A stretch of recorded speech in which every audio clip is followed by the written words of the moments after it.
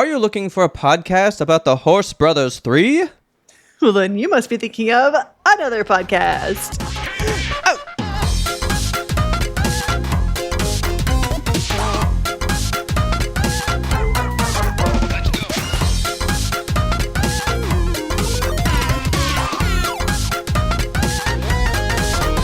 Good evening, Kelsey. Good evening, Robert. How are you today? I'm burning up. I say let's pour a cold beverage. Let's do it. Are you pouring something? You get a I am going to pour something. I did go get some. I sure did. Got the shiny buck. Nice. Let's crack it. Oh, wait. One invert. One inversion, please. Whoa. Tall bubbles. Tall bubbles, but nothing scary. Oh, whoops. Pouring it way far away from you guys. Bringing it in. Bringing it around town. Give us the Doppler effect. Send it past the microphone. I put a little less Ribena so I could try to get the whole thing in there. That's good enough. It's beautiful. Okay. So, this first half, man, we're going to talk about some movies. We have so many movies. I'm so excited to hear about these. Okay. Haven't been to the movies. I mean, I have, but I went twice in a week. It was great. I miss going that often. It's fantastic. First, I went and saw Mortal Kombat 2 opening night. I don't know what I think about it, honestly. Oh. It was so excited. It was so breakneck pace. They were like, okay, we're just going to do the tournament. So you know what? They're going to fight. They're going to say 2 words, next fight. Say 2 words, next fight. 2 words, next fight. And they're just fucking fighting all the time. And they were great. But I was like, the plot is just like they get done with the fight and be like, oh yeah, there's a new problem. There it is. And they go, well, let's fight it. And then they'd go do the thing. Then they'd come like, okay, that's done. Oh, what's going on over there? And then they'd go do another problem. There was no down breathing time at all. Very quick. They slice randomly. They just another plot comes up and they're like, we're going to try to steal Raiden's god power. And they slice the throat of Raiden, the electric god, and electricity is just shooting out of his fucking sliced throat. That was pretty dope, though. But they killed off so many people. So many fucking people were even just introduced and dead. Oh, yeah. Fucking gone. Oh, shit. They killed so many people. I'm pretty sure there's one that I'm trying to remember if they really died. And if they did, which I do think they did, I'm going to get pissed. I think I blacked it out because I was like, that didn't happen. You know that the movie right? was too fast if you can't remember whether a character that you love died. I'm like, that happened, right? I got to know real quick. Dude, okay. This was great, though. This was fantastic. But see, then they ruined it right after. Mortal Kombat 1 is about a guy that nobody cares about. Nobody knows him. Nobody cares about him. Well, he dies in part 2. Crowd cheered because nobody cares about him. He's the fucking hero. He died. And we all just went, oh, good. Don't look at him anymore. And moved on. Yeah. I mean, his picture was so teeny tiny on the poster. I was like, he can't be an important character in this one. But they fucking killed. They had so many, arenas from the game in it. So that fight happened in the acid pit. And if anybody knows the acid pit from Mortal Kombat, you uppercut them at the end, and they fly off, land in the acid, and then their bones float up later. It's fucking cool, right? All right. Well, he dies, and they slough him off into the acid, and I was like, oh my god, his bones are gonna come up, and they never did. That sucks. I was pissed. It was just so weird. It was such a weird movie, but it was really good, though. I just was like, I don't want to say it like we're, such the millennials that we are, but in the Gen Z world of brain rot, having to have 2 videos on at the same time, I was like, this movie could slow down and let me indulge in the moments a little bit.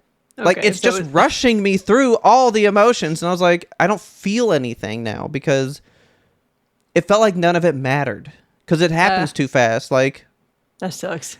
why do I need time to feel bad? Like, we just moved on to a fucking rad-ass fight 2 seconds later. Like, I don't feel anything from the last moment because it's gone already. We don't have time to grieve. We're moving on. Yeah, so, like, I liked it, but I just felt like I want to sit with these moments a little bit. How long that is so the movie? wrong? It's like an hour. It's not even 2 hours. Okay, so they had more time. They could have like luxuriated in the moments a little bit. Yeah, like they could have done a lot. Like the opening was actually really fucking good. The opening and the end, great. Like they let those breathe because it's more about Katana, which I know you've probably gotten those TikToks, right? No. Katana wins, whoosh, and then she does like the laugh. You've never gotten those? No. It's usually like a guy's hand, and then like the girlfriend's hand is like underneath, and they'll go like Katana wins, and then she opens up her hand, and it's usually got like long nails or something. Okay. And so then it's like this whole thing. Hang on. I gotta know if this guy died. Yeah, that's what I thought. One of my favorite guys did die, and I was so mad that I was like, that didn't happen, right? That's not real. Because I think I wanted to get up when that happened. I was pretty mad. They killed fucking Jax, the guy with the 2 robot arms. Oh man. He just got the fucking arms, and then they killed him.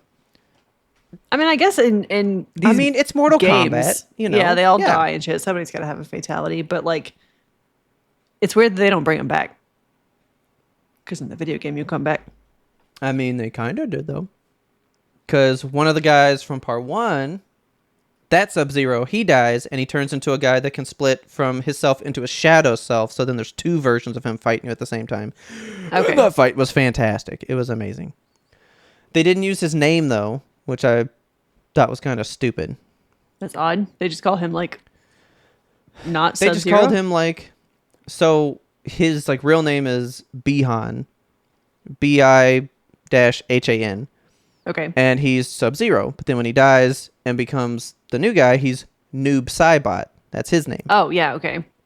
Yeah. But they just kept calling him Bihan, and I was like, you never fucking called him Noob Saibot though. That's so stupid. All can be redeemed. It's definitely going to have a third one. Okay. If they bring in the fucking robots, I need Cyrax and Sector so bad. That's like the coolest 2 guys. They're fucking a red and yellow robot, and they're just fucking rad. Hell yeah. But like so many people died. But they brought in Baraka.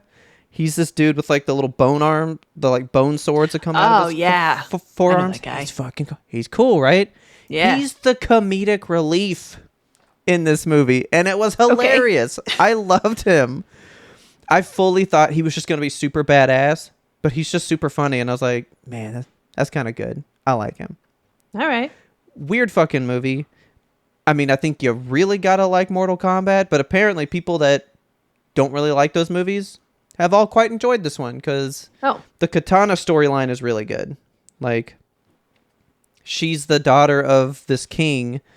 The bad guy comes in, and that opening fight is fucking nuts. He kills her dad and makes everybody bow to him, but she's the one that won't, and she's the one that takes out that guy by the end, and like regains her people and all that stuff, and becomes ruler of Outworld and all that shit. It's pretty good. She's dope.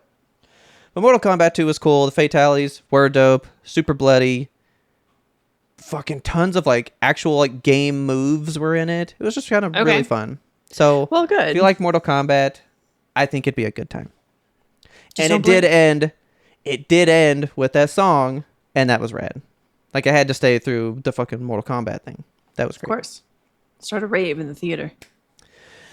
But I really wanted to tell you what I thought about this one, because my website had the drama. Yes. Now, you asked me to see this in the movie theater, and I just could never fucking get to it. I could never get to it. But I had it, and I mean, I had it for like 2 days and then watched it, because I desperately have been wanting to watch this one. Yes. Okay. So you loved it, right? I loved it. What you thought? You loved it. I loved it. It was an uncomfortable watch in the best way for me. We'll go on a 10 scale. What's your rating on like a 10 scale? I gave it an 8, 8.5 maybe. Okay. I'm close to a 10, man. I love Really? that movie. I Okay, loved good. it so fucking much. I was worried because after you texted me, I'm watching the drama, and then I figured I would at least get an emoji or two afterward. But you said fucking nothing, so I was like, oh shit, he hated Okay. it. So here's the thing. I'll tell you this. I have been building up in my mind what on earth she could say Yeah, at that I was. dinner thing for whatever it's going to be, right? I was worried Are it was we- overblown for you. Are we... Yeah, definitely. Are we going full spoilers or what? Let's go full spoilers. So please, if you haven't seen the Okay. drama, please watch it. It is so good if you go in unspoiled. And I Oh. just This isn't even really full spoilers. Like, even if you know what happens, when you're watching it happen, that's where the magic is. 'Cause Yeah, you cannot feel this movie until you're looking at it, because you're right. I was so just like, oh, why are you doing this now? Why? the whole fucking time. Oh, I loved it. It was so good. It was very uncut gems in the way I was just like, stop doing that. Why are you doing that? Yes. Okay. So I might catch a little flack here. Okay. But so they all say like the worst thing they've ever done, right? So first of all, I'll go through them. First guy, a dog was attacking him and his girlfriend, and so he held his girlfriend as a human shield in front of himself and let her take the brunt of the attack. on her That's birthday. worst thing number 1. Oh yeah, on her birthday. Worst thing number 2, girl gets invited by a neighborhood kid who is probably special needs, Yeah. from the way the story sounds, to see an RV that's been abandoned in the woods. She locks him inside the closet of that RV, goes home, and never tells anybody. And then a Yup. search party looks for the kid the next day. They find him, but it never comes back around what happened, so that's the end of it. Okay. That's very clearly the worst story Yes. out of all of yes. them, by fucking far. 1000%. Like, I who does hate that? Rachel so much. She's the I worst hated fucking that character. girl so much. Oh my god, she's the worst. Okay, I'm so good. happy. Every fucking thing she did just made me hate her more. Yeah. Okay. Then you get to Zendaya's one. And she says, I planned a school shooting. Like I had the weapon and everything. I Brought just it to didn't school do it. and everything. She says that, but when they show the day and like all that stuff, it didn't happen. What do you I mean? don't think she had it. No, she had it. They showed her like Where? hiding it in her pants and everything. I must have missed that part, because I was like waiting for like, okay, well, where? Because like I thought there was a moment where she was going to show it was like in her pants, and then I never saw it. Yeah, So I they was do like a. Did you have it? There was a moment in there where she like does a little fitting and checks herself in the mirror, like, do I Okay. see the gun? And they didn't. So. Okay, so all right, so she did take it. Okay. Mm-hmm. But literally she says, I planned a school shooting, and I went, that's it? I was like, that's it? That's the whole thing? Movie can be over. Like, I'm not that upset. I'm not that upset by this. Like, I'm That not part- that worried about it. That part like took the wind out of the theater when I was there. It was, I mean, had I been watching it at home, I probably wouldn't have had such a like gut drop Because reaction. I think the movie is trying to make a certain message, and I think those people want that message, because I don't fully agree with the message. Okay. What's the I'm message not- then? I actually feel like the movie is I feel like the movie wants us to be entirely afraid of the idea of guns, because then it turns to where like it can't even be on this mug. We got to throw the mug away. Oh. He's scared of Robert like Pattinson. of like the book with it. Like no, Yeah. but like everybody is so appalled at the idea of guns throughout the entire movie, except for one guy who's Yeah. probably my favorite character in the whole movie. And that's Mike. Even though he let his girlfriend get bit on her birthday by a dog. Yeah. Like, so here's the thing. I was then telling my mom about it, right? And she was so aghast. Really? She was so mad. And she was like, oh, I would hate her forever. Oh my Could God. not even stand her, nothing. And I went, do you have any follow-up questions? Like, do you have maybe what happened to her before? Anything that's happened since? Like, all you've done is hear that. And that's your snap judgment, right? Yeah. I was like, but you have no other thoughts. And she was like, no, mad at her. And I was like, okay, let me tell you things.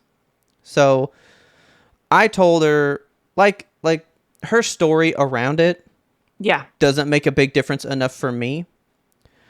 For me, it's more, it was a thought. I know she got close to the action, right?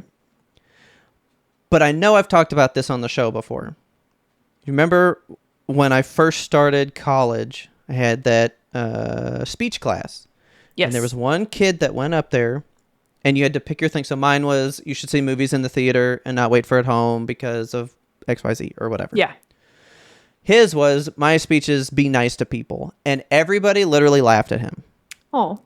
Everybody laughed in the class. And he was like, well, let me tell my story. And so it was about his dad, who when he was in high school, there was a kid that everybody picked on and everybody was mean to. And he was the hall monitor. He was walking through the hallways one day, and that kid was in the hallway. And so he was just like, hey, how's your day? Like, what's going on? And the kid just like froze and like stared at him. And he was like, oh, well, make sure your hall pass is out because, you know, hall monitors, we got to check on you and stuff. So have a good day. And the kid pulled a gun out of his backpack Oh my God.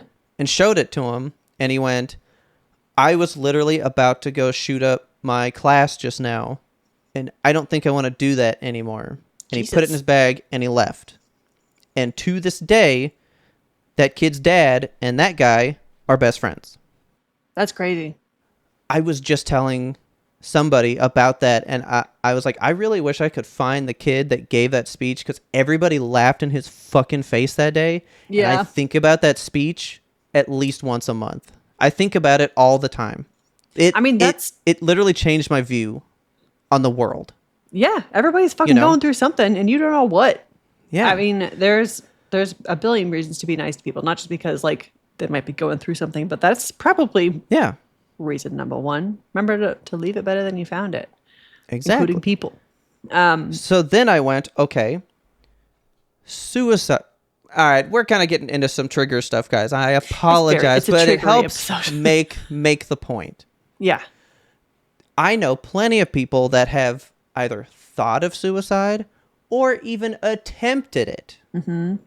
Should I vilify them for life in the same way I should vilify this girl for her thought of doing the school shooting?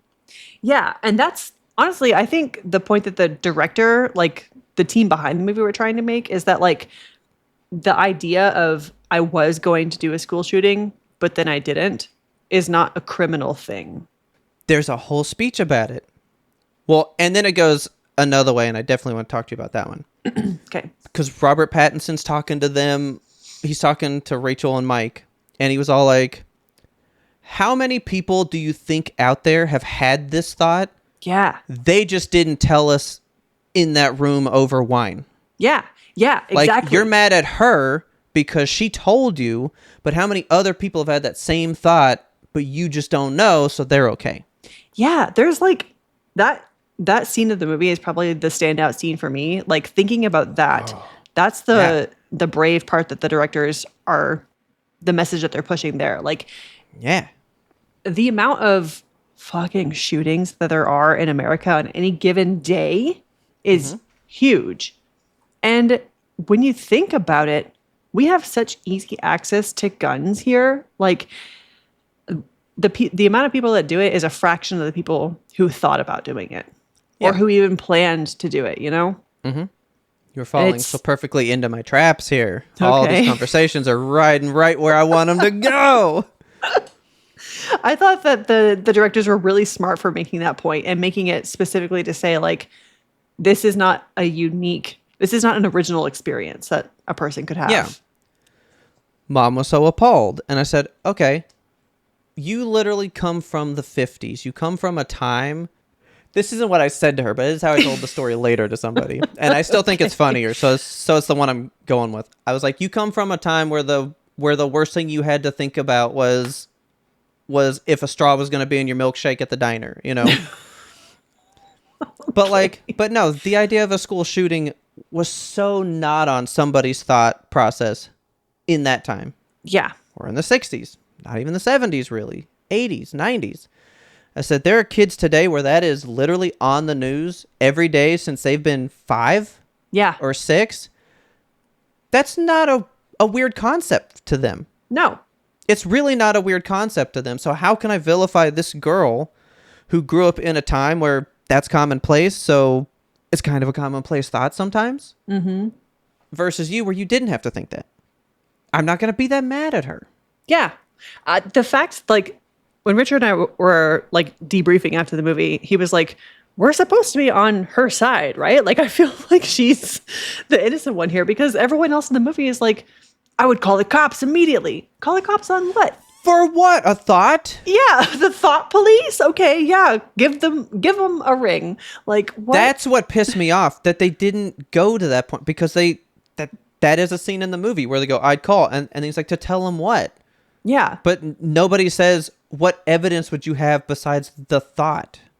I think it also is pushing like the moral outrage. Like, what would you do in this Yes. situation? Like, everyone thinks they would react one way or that they should react one way. And it's easy to say that in the moment where you're not having That's to the face thing. that. Yeah. I But think to actually have to do it and then to act on those things is a completely different animal. that's what I think that's the thought I was trying to figure out how to formulate for your audience in the movie. I think the airdropping at is what you should do. Yeah. That's how it should be, you know? So everybody, because it is a giant communal room. You don't want to be, because I was watching the movie and laughing in some parts, and I was like, I'm glad I'm not in a movie theater, because I think I would have been fucking looked at here. It is a funny movie though. Like, there are some scenes that are Yes. just like objectively funny. We were laughing in the theater. So I feel like, Thank God. Like, Yeah. the ending. Okay, by the way, yes. that's a top tier fucking ending. That is It a was so fucking good. good ending. I really love liked the it. ending of that movie. It's perfect. I'm laughing. I'm fucking laughing. The idea that they look so fucking broken, and Yeah. she is so hurt in her face, but still pushing the, do you come here often? I thought it was hilarious. I thought it was perfect. It was beautiful. I love the ending.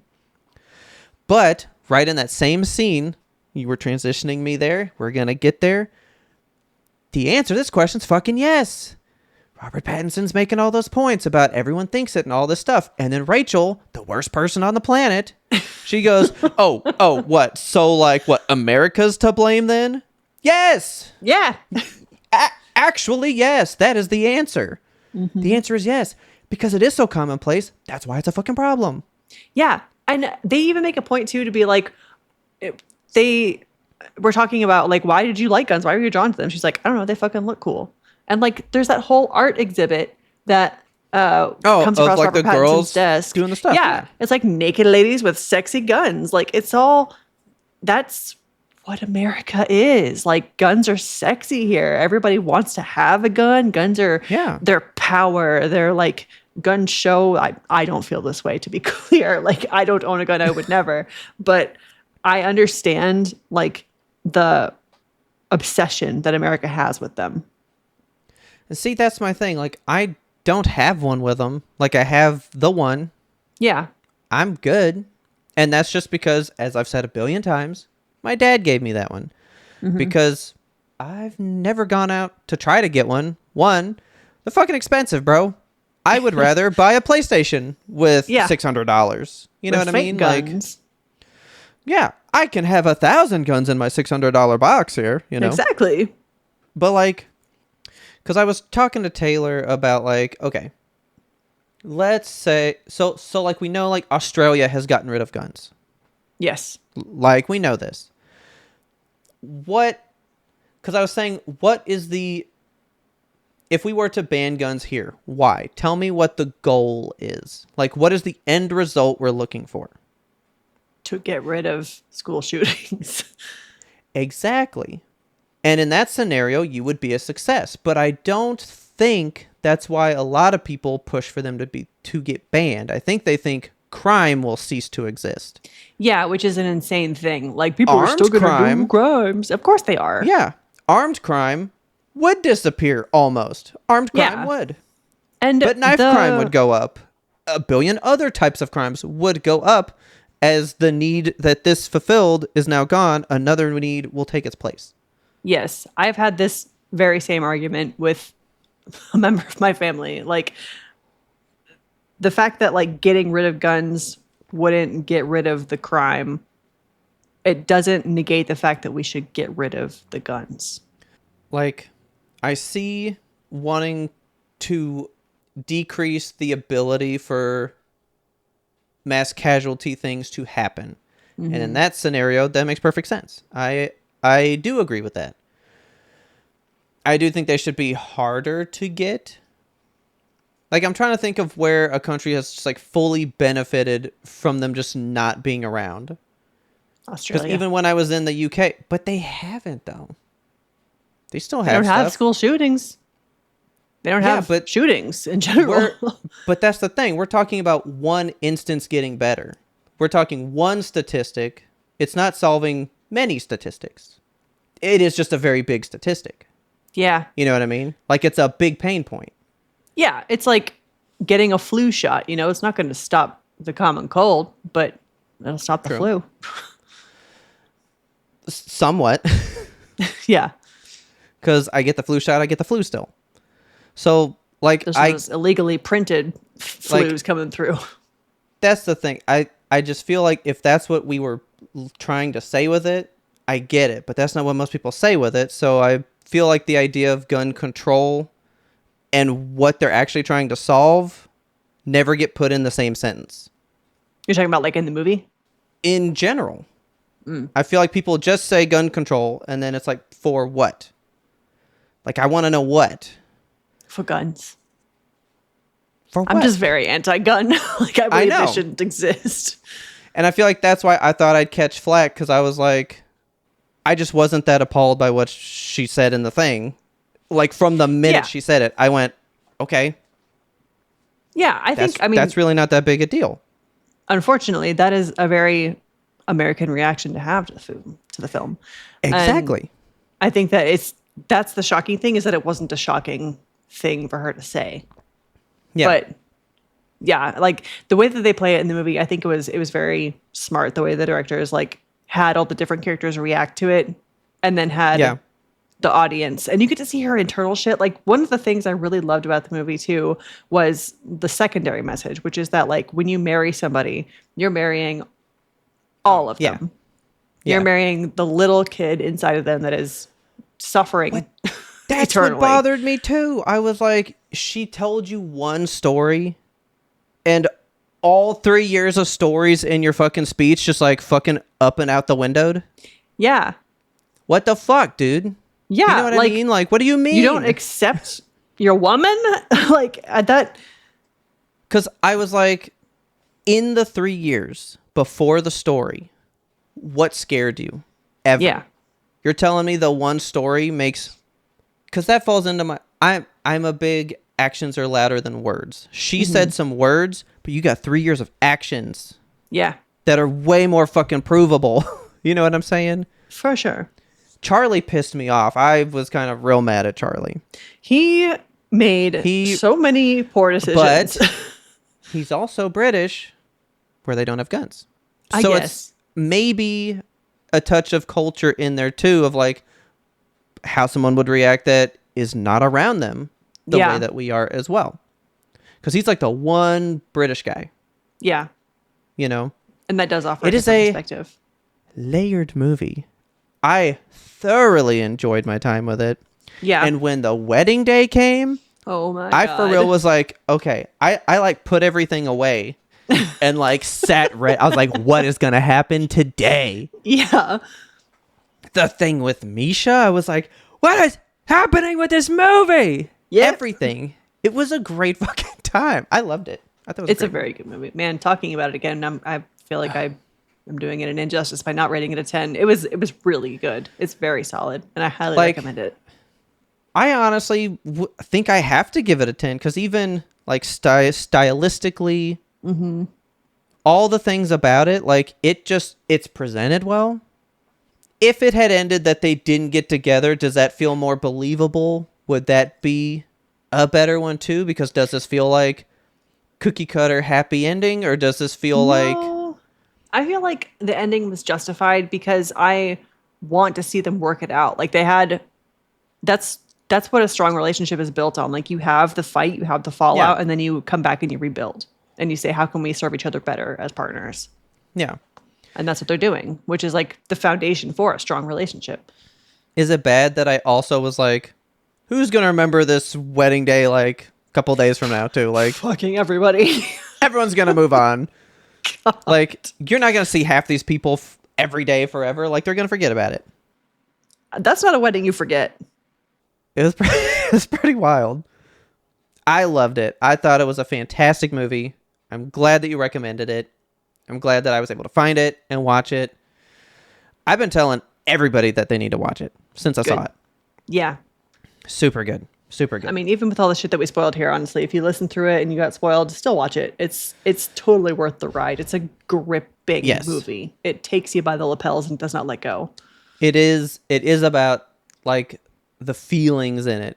Yes. Because like we can describe like a cringe video to you, but you don't feel the cringe till you watch the cringe video. Yes. You know what I mean? So you definitely got to watch this one. It's just fantastic. So anyway, then I saw another movie. I went and saw Michael, the Michael Jackson Nice. movie. Yeah, it was good. That's better. I don't know a lot about Michael. Is No, that me your either. is that your serious hee hee? Your amenable hee hee? It's my my podcast hee. Okay. I personally didn't like it as much as the Bohemian Rhapsody one because this is by the same producer, so it is kind of like we do biopics on bands, and this is just the second one that they've done, right? I mean, yeah, it was good. I like Michael. It definitely is not about what most people would think about with him, because I feel like when you talk about Michael, it usually trends towards allegations and all that kind of stuff. Yeah. We definitely don't go there. This ends way before all that stuff. It is pretty amazing to see his genius kind of like get found by himself, because he was like not allowed to do all this stuff. He was part of the Jackson 5, his brother's band, Right. and his dad ran that, and so he actually told him for his first album, he's like, yeah, he can make an album solo by himself on his own time. 9 to 5, his ass is mine. He works for my stuff. So he literally had to do everything with them and go create this like overnight. Okay.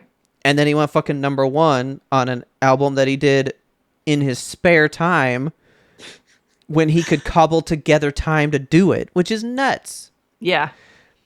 And you know how I feel about like moments in time that it's just weird that like you were here for them almost. To me, it's weird that, I mean, I think we were just after this album came out. But the idea that relatively within our lifetime, close to it, the greatest selling album of all time had come out, and it has never been topped to this day. Yeah, that Thriller is is the number 1 selling album ever. Still, today. That's nuts. That is pretty crazy. That is super crazy. And it was cool watching him make that. Like, it is a good movie. I just think Bohemian Rhapsody tugs at some stuff better, but it does reorganize their timeline to make it feel better. Like, I know it's not factually correct, Oh. but it feels good, you know? Okay. I don't know if Michael's how factually incorrect it is. I know it's bound to be, you know? I'd like to see But it. I mean, it was good. I don't know anything about the guy. I just know that he's got nice music. Here's why I think you would like it. Because his nephew is the one playing him. Yeah. And I did actually think at one point, I went, oh yeah, that's his nephew. I like did not remember that wasn't actually Michael. Dang. At like one point, I like thought to myself like, oh yeah, this is an actor. I like thought I was looking at Michael. Like I legit thought I was looking at him. Imagine playing a relative of yours in a biopic. Like that's Yeah. gotta be weird, right? And you want to know what's even better? You want me to make it better? Yeah. They were having an estate sale and selling all of Michael's clothing, all of his costumes, outfits, the gloves, everything. And Lady Gaga was so upset at the idea. Now, this isn't in the movie. This is just like kind of related to the movie, though. Okay. She was so upset at the idea that different parts of his wardrobe and like his presence would be split up amongst different people that she bought the entire lot of his clothing and had them all preserved. And when they were making the movie, she gave his clothes back. So the clothes that Jafar is wearing in the movie are his actual clothes. That's fucking cool. That's fucking rad. That's so cool. And then Mike Myers is in it again. That was a fun cameo. Nice. Because he's in Bohemian Rhapsody. Remember that? He's like the guy manager, that hates right? him. Yeah. No, he's the guy that's like, Bohemian Rhapsody's the worst song ever. And that's because in Wayne's World, he was gonna quit making that movie. He was like, we're gonna walk off set and not make it if for this scene you don't let us use that song. Oh my God. Wayne's World is why Bohemian Rhapsody came back to #1 in the 90s. It's due to that movie funny. and that scene. And he was not going to make the movie if that song wasn't included. So then he got to be in that movie as the guy that hates the song. And that's super funny. Good for him. So it's cool to see him. And it's like, oh, so he's really tied to whoever this producer is. So I guess he'll be like a cameo, like, all right, here's the next one they made. Where's Mike Myers? You know? It was a good movie. And I think if you want to know anything about him or just see some of the...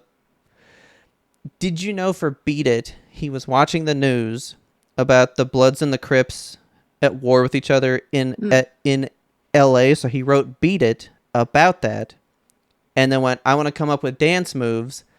I want you to invite the Bloods and the Crips to come together in a time of peace for them to help me. Oh my God. And he got the Bloods and the Crips together in the same room. They were so enthralled to meet him. They were not at odds. They helped him with Beat It, and they're in the music video. That's world peace. He filmed them in the music. It made me really understand why I think people love him. He genuinely had a love for humanity and life that I was not aware of. He was kind of an amazing guy. A weird guy, but super amazing. Like his soul was so pure. Yeah. I'm fascinated by him. I hate that, like you said, when people think about Michael Jackson, they think about the allegations. And, like, that sucks. Bruh. I was just watching the Super Bowl one that he did where they shot him out of the stage. Yeah. And he wasn't supposed to go that high. Yeah. Right? Okay. The end of that is him singing that song like Peace to the World or whatever. And he got an entire stadium of people to like hold up these giant cards to form pictures in the stands. That's so cool. And it felt like such a human moment. All in that stadium with 50,000 people. I was like, this is such a fucking Kelsey thing. Yeah. But like, he was a person that could do that. Right. It's fascinating. He's pretty cool. I'll have to watch that one, honestly. Is it still in theaters? Yeah, because it's like brand new. It's brand new Maybe I'll stuff. go tomorrow. Michael's good. I think you would like it. Good music and stuff. Yeah. But I want to tell you about this real quick because we got stuff to talk about. Okay. But I want to tell you how ridiculous this is at the same time. Okay. You ever think about One Piece? No, I don't. I feel like you have to. You want to know why? Why? It's coming out again. That can't be right. What does that mean? What does that mean?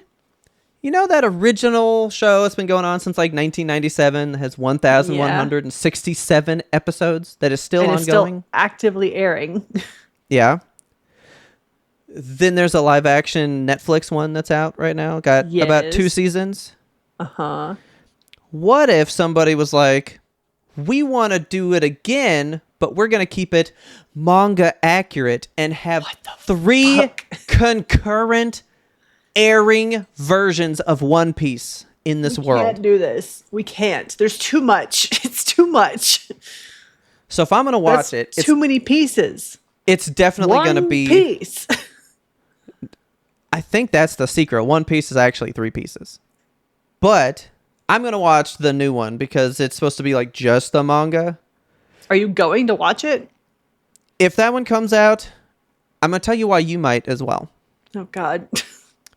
Because I was looking at the article about when it got announced, and I was like, why does that ring a bell? I was like, Wit Studios. Why do I fucking know this name? That is familiar. Wit Studios would be the people that animated the first 3 seasons of a little show called Attack on Titan. God damn it. The show that we are so fucking in love with, and we're about to hit the attack in the back. They are the ones adapting this manga accurate new version that would be airing next year in 2027. I hate that. So now I'm a little more intrigued because it should be way shorter. Shorter? According to Attack on Titan. Yeah, because the one up here that's 1,000 shows, that has filler stuff because it's not completely manga stuff. It's like doing Dragon Ball Z versus Dragon Ball Z Kai. It is 2 different that means shows. Nothing to me. I've talked about this. I'm a nerd. No. Dragon Ball Z is the show that aired when we were young in the 90s on Toonami. So it's like the real version of the show. When it hit like the 20-year anniversary or whatever, they went, let's recut Dragon Ball Z, but take out all the episodes where they scream for 5 episodes straight, because those are filler. What if they powered up and did it in 20 minutes? So they recut it and cut that down from 374 shows to about 230. You cut 140 shows of filler out. Jesus. That is a much more manageable watch. So if they're going to redo One Piece and I can take... One Piece is like apparently right at the end. Apparently there's like two more arcs left. I mean, like we're getting to the end. I don't know about that. 2 more arcs is another 400 episodes. I was putting it at like 9. I was going to say, let's say the One Piece original show ends at 2,000 shows. That would mean that this new one would probably be 1,000 shows. That's half, totally man. Bite-sized. That's way more manageable, don't you think? In terms of in terms of comparison, yes. That's all I'm asking In terms of worth watching, I guess that remains to be seen. But then I heard a guy talking about the show, and I was like, you know what? It does sound good. I just don't want to get to the point that you're saying it turned good at episode 300. Yeah. You know what I mean? Yeah, I've That's given my lots problem. of shows lots of chances. And I get it. We've watched Star Wars, The Clone Wars. It takes a while to get going. Yeah, but that's like 30 shows, not 300 shows. Yeah, precisely. I don't have time for 300 shows. But, hang on. Clone Wars. He's got his last. I was trying to pull me in. With how you feel now when you think Clone Wars. Uh-huh. Wasn't it worth the 30 episodes? Hell yeah, it was. I don't know if that could be you with One Piece. 300, man. That could be you with One Piece one day. If you guys will restart our Patreon for us. Oh my God. We'll watch One Piece. How many dollars per episode do we have to get paid to watch One Piece? Just one. If everybody pays $1 per episode of One Piece, we will watch the entire run. Think about it. That's not bad. Okay. It's not bad. I could be into it. But what if I started on my own? Do I fuck up the plan? Don't start it. You're going to go down I'm a not hole, starting it. and I won't be able to rescue you. Because my rule, you know my rule. It's got to be over first. So it's got to hit the 2,000 mark before I'm even going to consider it. So will you watch the new One Piece when it comes out? Or are you going to have to wait for that one to finish 1,000 episodes in 25 years? I'm probably going to hear what the reviews say. Home. Well, because people have said that the Netflix one is actually a really good, fast-paced version. And I even know that, and I still haven't gone to watch it. So I don't The only reason I'm even considering the new one is because of its tie to Attack on Titan. That's it. Yeah. It's the idea that it could be animated by them that I'm like, well, my foot's in the door. Yeah, that is some You crazy got me. shit. Like, you got me a little bit. My offer of $1 per episode, I'm upping that. $3 per episode. Okay. Because there are 3 pieces. That's right. Okay. Yes. But anyway, with that cool little factoid, it just seems like apparently Attack on Titan is just like really coming back around these days. There's new figures coming out. There's so much stuff on TikTok and Instagram. My algo is littered with videos, and I'm so afraid that I'm going to get spoiled. But so far, honestly, the only spoiler I've seen is like when he reveals that he's the Colossal and whatnot. But I didn't see that until after we saw it. So it seems like the people have been pretty good about not spoiling stuff. Oh, no, I definitely get some. They're not big enough. Like, I don't understand them, though. That's the problem. I don't know what these things mean, but like, I know something. I just don't know what that means yet. And actually, one of the things that I knew, we finally hear that word in these 3 episodes. So can we get into that then? Yes, please. Let's do that. Welcome to Severed, a podcast suite that offers a rotation of content centered around true crime to paranormal cases. Severed True Crime covers high to low profile true crime cases like The Westfield Watcher, The Staircase, The Keepers, and other binge-worthy favorites on Netflix. Severed Paranormal peers into the quarter moon windows of the Amityville Horror House, the Conjuring House, and other mysterious cases, locations, and urban legends. I'm Harry Chambers. And I'm Drew Hudson. We want you along for this investigative and haunting roundup. Scare you soon.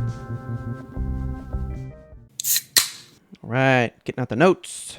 Here we go. Talk about Mr. Rob Reith and his lisp. I fucking hate this guy. Are we looking at the show while we do let's this? look at the show. Should we look at the show? Actually, we have to, because there were some moments that I was specific things we need to... I was like, bro, look at this show.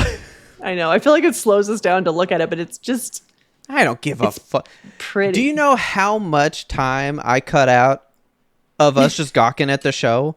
I literally trim us down by like 15 minutes every show. Oh my gosh. Well, because a lot of the time we watch moments. We do. So it's just quiet silence. with us going, just and we're just out, doing anime gasps. Yeah. So, okay. I want to hit this first before I really start sharing with you, because we did this pre-show. But I want to state, in the last episode, we got the whole idea of the syringe and the injectable thing. Yeah. And I swear that was filled with blood in like episode 1 or 2 when we flash back to it. Because I remember the syringe, and so I've always thought that Aaron's dad injected him with something. And I remember it being red, so I always thought it was blood of some sort. Mm-hmm. Could have been his blood or what, I didn't know. But we did go back because we clearly know what's in the syringe now. Yes. And we went back to episode 2, and it was in fact not red. It was clear, just like this, because I know that this show does not make mistakes in those details. Yeah. But I wanted to verify that my memory was just fucked up. And it was, because the scene does get a red hue attached to it. And I think that's why I thought it was blood. Yes. I was sharing the false memory with you, so it's valid. Yes. Episode 44. Am I sharing that screen with you? Not yet. Okay. It just started blaring in my fucking ears here. Can I say how much I love the score for season 3? I'm obsessed with Red Swan. It did like an electro pop grunge rock song at some point during this. Oh, yeah. They do a couple of like, what is this song doing? And I was like, I'm digging it. I mean, but what is this? But like, why do we bring it in? Yeah, because like, is it wrong? I'm like, this show should just be instrumental. Yeah. Just instruments. But like, this was like a label hit. You know what I mean? Like this was like Yeah. a label song. I don't know. Right. It felt weird. There's one scene in here. I don't remember which episode it's in, but it's like something intense is happening, and then some like psycho pop rap starts happening. I'm like, who's rapping? Yes. Okay. Episode 44, Wish. I just thought I should note this. It had no cold open. It went straight to the title, and I was like, that is weird. We don't do that ever. There's always a recap. Big. And you're fucking telling me, like, because remember, we just ended, the scouts are about to attack this fucking the fucking Walnut Wall Cavern. Yeah. And we didn't recap that at all? Not at all. It just started, so I was like, oh, shit's going down. We're getting shit's into it. Gonna happen. Okay, where's my fucking thing? Okay. Okay. All right. No cold open. Let's get rid of this French, please. So distracting. I have the stupidest fucking notes when I do. Actually, today, I did dictate. I straight up was like, I hope it doesn't pick up words from the show, because I didn't like pause the show to dictate. I would just be like, Historia looks dope. Right? Historia's looking cool. Okay. Yes. Got it. Okay. Like I'm just yelling stuff at my tablet while I'm watching the show, because I had to get off the PlayStation again. Smart TV. These smart objects, man. It's in 5.1 on Smart TV. It is in 2.0 on PlayStation. And I wanted the bass. I wanted the surround sound, because we're talking battles and shit. So I had it. I was rattling the fucking walls today watching this show. It was a time. I was having a good time. The first episode here, episode 44, quite nice. No cold open. Then I just wrote, okay, Frida is still alive via the memories. He's so manipulative. I hate this guy so much. I knew he wasn't trustworthy. Like, what a kind, benevolent king. Says who? Says him. Who can control your fucking memories. Noticing as well. What? Their intense eyeballs. I am going to talk about intense eyeballs. I hope you have a note about eyeballs. I just looked at all of the eyeballs all the time. I have mental notes about them. No, I have a note about eyeballs. Okay. That I think is that's gonna signify something. Okay. And I think I have it's not directly tied to the animals though. Okay. But it's tied to the heartbeats in that one opening. Oh my God. I'm in so ready 40, 45, 46, I think. Jesus. It's going to come up. But anyway. No, he has the fucking... Okay, so they talked about... Guys, this show is too hard to just go like in order, because there's too much info that plays back to things in the past already. So we're just coming at you with the shit we know. Yeah. If you haven't watched episodes 44, 45, 46, go do that. Come back. What you guys think? It's pretty good, right? I know. Pretty cool. Okay. He's got these fucking dead eyes. And if you've noticed in every single flashback with like this family, the Rice family, whoever's got like the crazy power, they always grow these like dead eyes. Well, they're dead. That same like half-lid, like joyless, emptyless, emotional eyes. Yeah. So and I didn't think that till just now. I was like, why does he fucking have them though? Like, cause like he was so kind of full of life when he was a kid, like begging his dad to do stuff. And now he's so dead-eyed. At this point though, he doesn't have the power. He doesn't, but he has something, because he can still control memories. He can, yeah. What the fuck is that about? Ooh. God, see, man, this is why we gotta talk about it. Because the theories happen now. Yeah. It's because you said he's so manipulative, and Kenny said it too. He's like, are you fucking lying to me? Yeah. I do not believe for one fucking minute. Yeah. That only whoever has Aaron's power has the memories of everything in the past. I bet he knows why we're being fed the bullshit in the walls. That's why he's got the fucking dead eyes. Yeah. Because everybody that knows that secret has those eyes. I know for a fact he fucking knows what's going on. But he also said the historian knows what's... She's like the key to what's in the walls or something. That was a thing that was several episodes back. Well, yeah. But we're going to hit the history lesson now. Okay. They said, so the idea is that the very first king created the walls, wiped our memories, and then in wiping out the memories, goes fucking Giver style, just like you said a long fucking time ago, and he passes down why we're in the walls through getting eaten or whatever. Uh-huh. And every time somebody wants them to end the Titan Scourge, as soon as they eat the person in front of them and learn the secret, they go, no, I'm not going to end this. Yeah. Why? What on earth could be so bad that you think this is peace? Because they even say, like, this is what he literally thought peace would need to look like. And it shows when the fucking nasty thing's crawling on the ground that we'll get to later. You know what I mean? Like Ervin said before, was our ignorant bliss, like, was their deceptive wisdom truly the only thing that could bring us peace? And he didn't know. Yeah. And that's what he's saying his family is talking about. So, like, what on earth could really be that bad out there?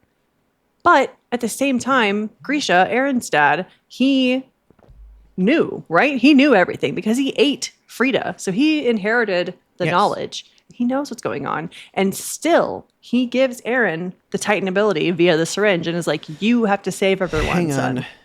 Hang on. Because if he ate Frida, he knew the first king. He knew everything. I'm formulating. Formulate it. In the wagon. Okay. In the wagon. When Ervin and Zachary? Aaron, like in these, they're chasing, spoilers, Rod Rice, the dad, turns into a fucking nasty ass Titan. It's gross. Big turtle. When they're following him and they're in the wagon trying to figure out their plan, the idea that Krista gave across was like, if we let him eat Aaron for the power, he'll just instantly wipe the memories away again. Right? Yeah. But if I do it, maybe I wouldn't do that kind of thing. But it's like the fucking... Hold on. This metaphor is one that I'm not licensed to wield, but it will make the listeners happy. Especially oh as my Mel. God. Okay. It's like when people put on the One Ring and they're like, I'm not going to be corrupted by the powers, and then immediately get corrupted by the powers. Like, of course you're going to be corrupted by the powers. Why wouldn't you be? Very true. What I was going to say was, because you just said Aaron's dad, Grisha, knew the secret, but yet he didn't get the dead eyes and try to stop everything. Yeah. Is he perhaps in one of these two camps of families that we've discussed that are immune to those powers? Immune to the mind control. Is that the play? That's maybe why. Maybe that's why his story is like, actually, we should let Aaron keep this because he can't fucking fall prey to all this bullshit. So do you think Historia knows that Aaron has like some secret lineage that he's not aware of? I'm going to wonder that now. Because she did unlock a whole bunch of memories. You're saying that she might already know the secret at this point. Mm-hmm. What if she does know that? What if she does? What if she does? Because if Grisha didn't immediately fall prey to knowing, they could have easily wiped his memory as soon as he ate Frida. But why was he able to get away? Because it seems like they can do it to a whole district, remember? That tells me they don't have to touch every individual person. It's not like they had to gang up and touch him to take his memory. They could have done it. They're just sending out mind signals. Like it's totally possible. And whoever, when they had that history lesson, didn't they say there's two clans that were immune, but they only named the Eastern one? clan. Oh, and then you said that Mikasa was like a double whammy. Fuck. Yeah, so she's like the chosen one. So Aaron doesn't fit into that. Wait, what if Mikasa's going to be like the chosen one? What if she's going to wield the power at the end and save everybody? See, I don't know. I'm so confused because there's images in my mind that are synonymous with the end of the show, and I don't know who that is. I don't know who this person is in my mind, and I keep thinking Mikasa plays this big role in the end, but then I'm like, but I guess spoilers to talk about Aaron. I'm like, but is it Mikasa or is it Aaron? And I don't know the answer. Let's think about what Bruno Mars said. Hold on. He said, If the world was ending. and if I get this right, I want to be next to you. Ooh.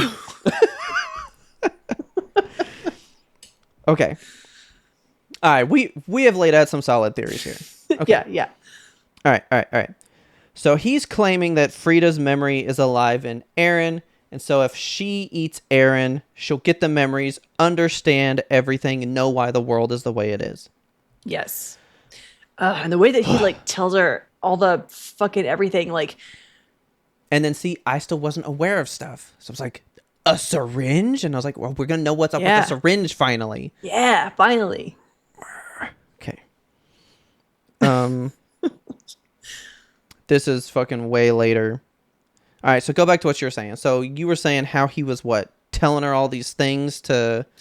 Yeah, the way that, Aaron knows what's going to happen to him. Historia doesn't know yet you're going to have to eat Aaron. And he's just you'll be a god. It'll be great. Everyone should want to be a god.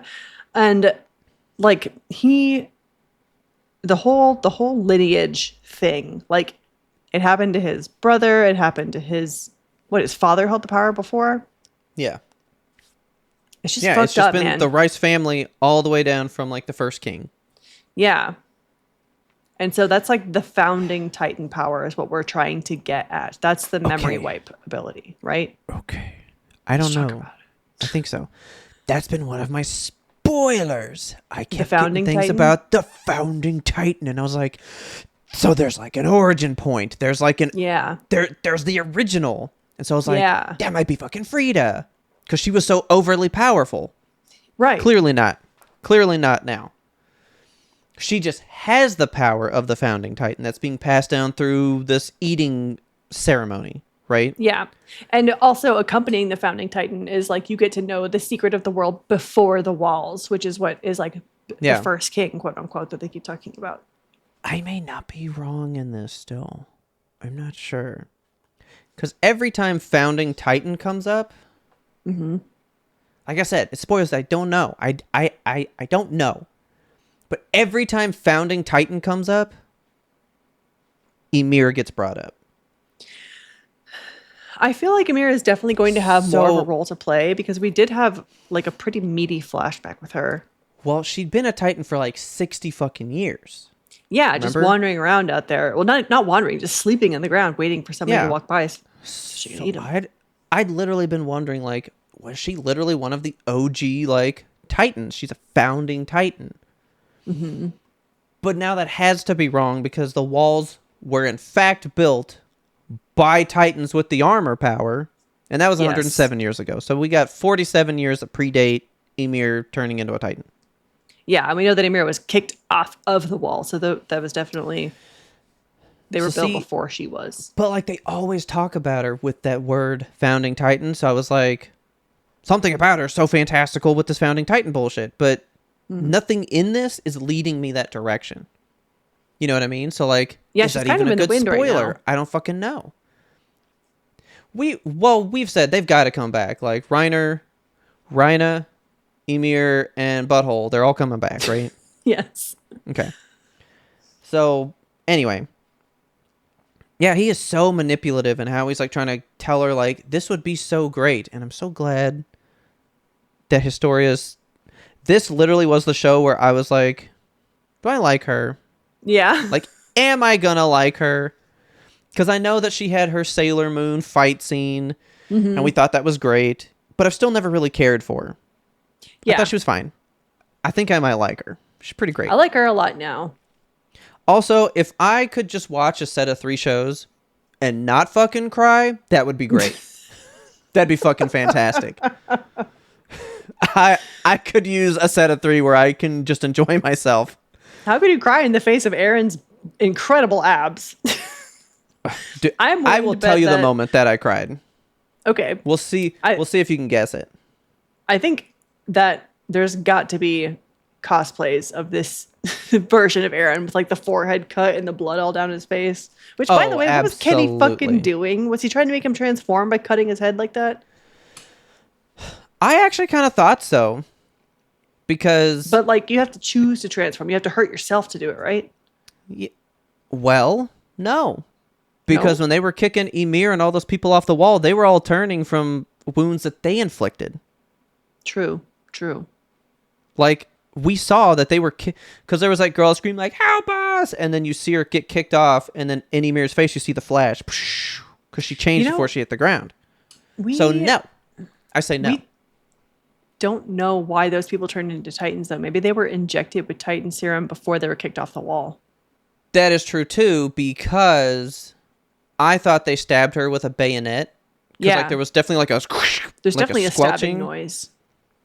It could have all been syringes. Yeah, they might have been infecting them at that point. Because it was the OG beginning of the wall. Like, the walls have been there for 47 years. We got to create the enemy. Mm-hmm. But here's the thing. I know we're wrong. Because the show is just fantastically good at being like, this isn't about what I'm telling you it's about. It's not. It's just fucking not.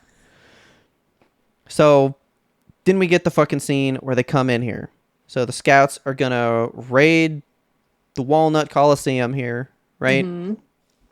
And I just wrote down some great fucking things. Levi comes in and he's clocking them 32, 35 total. Everybody aim up high. And I was like, oh yeah, Levi's clocking these fools. He's getting them. So he's fucking nailing it. And the whole thing with Armin where he's like telling us how their guns work and like why we need to attack them in certain ways. Like their guns point this way and they shoot twice. So get them when they're reloading and like you have to get them from behind. So that did help me. Remember when I was confused with how it said the magazines and shit? Yeah, yeah. So it was 6 ways to reload, 2 shots apiece. That's what it was saying. Okay. And I was like, okay, gotcha now. It's 2 shots in each of those 6 canisters. Perfect. Gotcha. Makes sense now. I'm on it. Yeah, I love that. So the guns face the one direction. So wherever they're going, they can't turn the guns to shoot behind them or do anything else. Like, that's fucking great.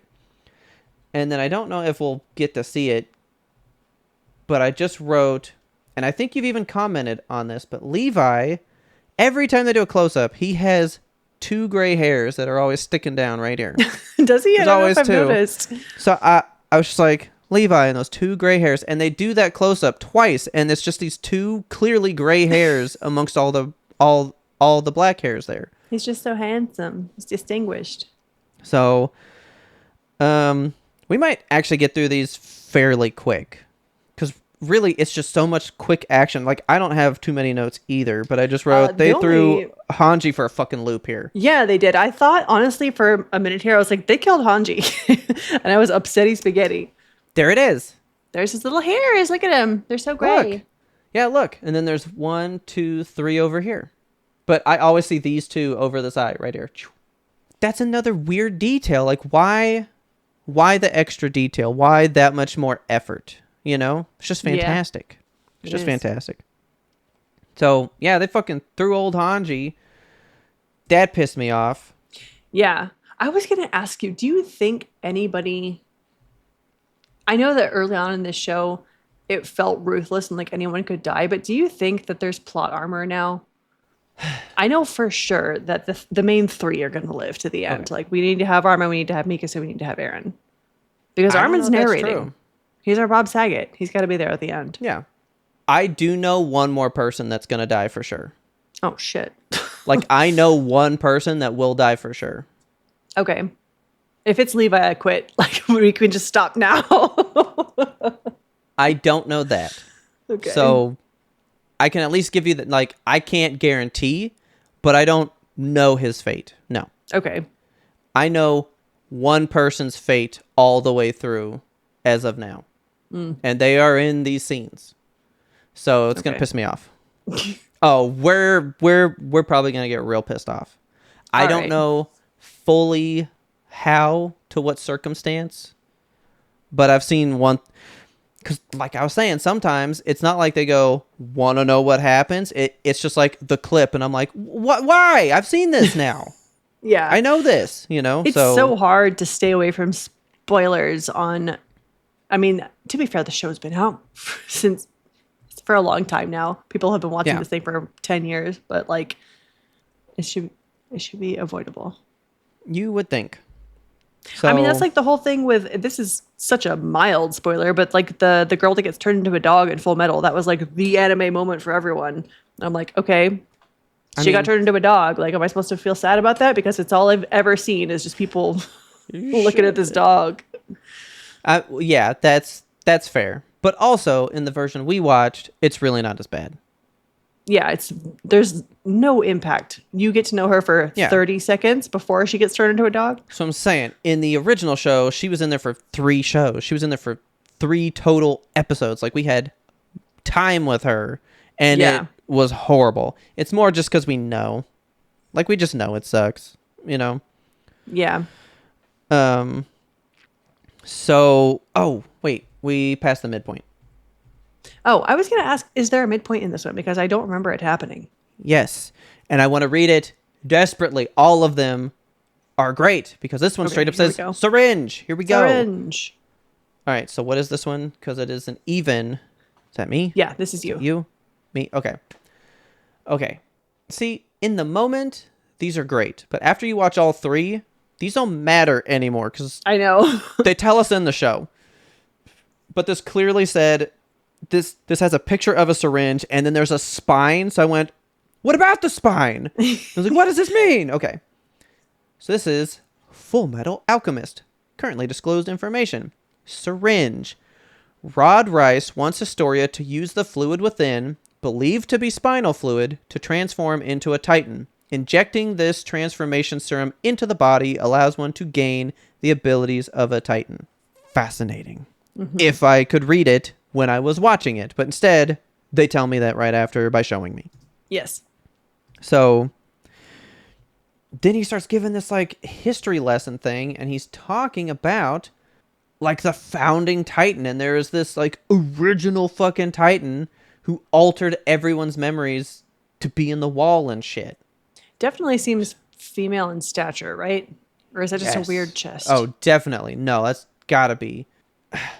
But like, I guess what's the idea with this? Like, and it just says, so that gets the founding power and the memory. So I think it's crazy that like by eating this, not only that goes back to what you said.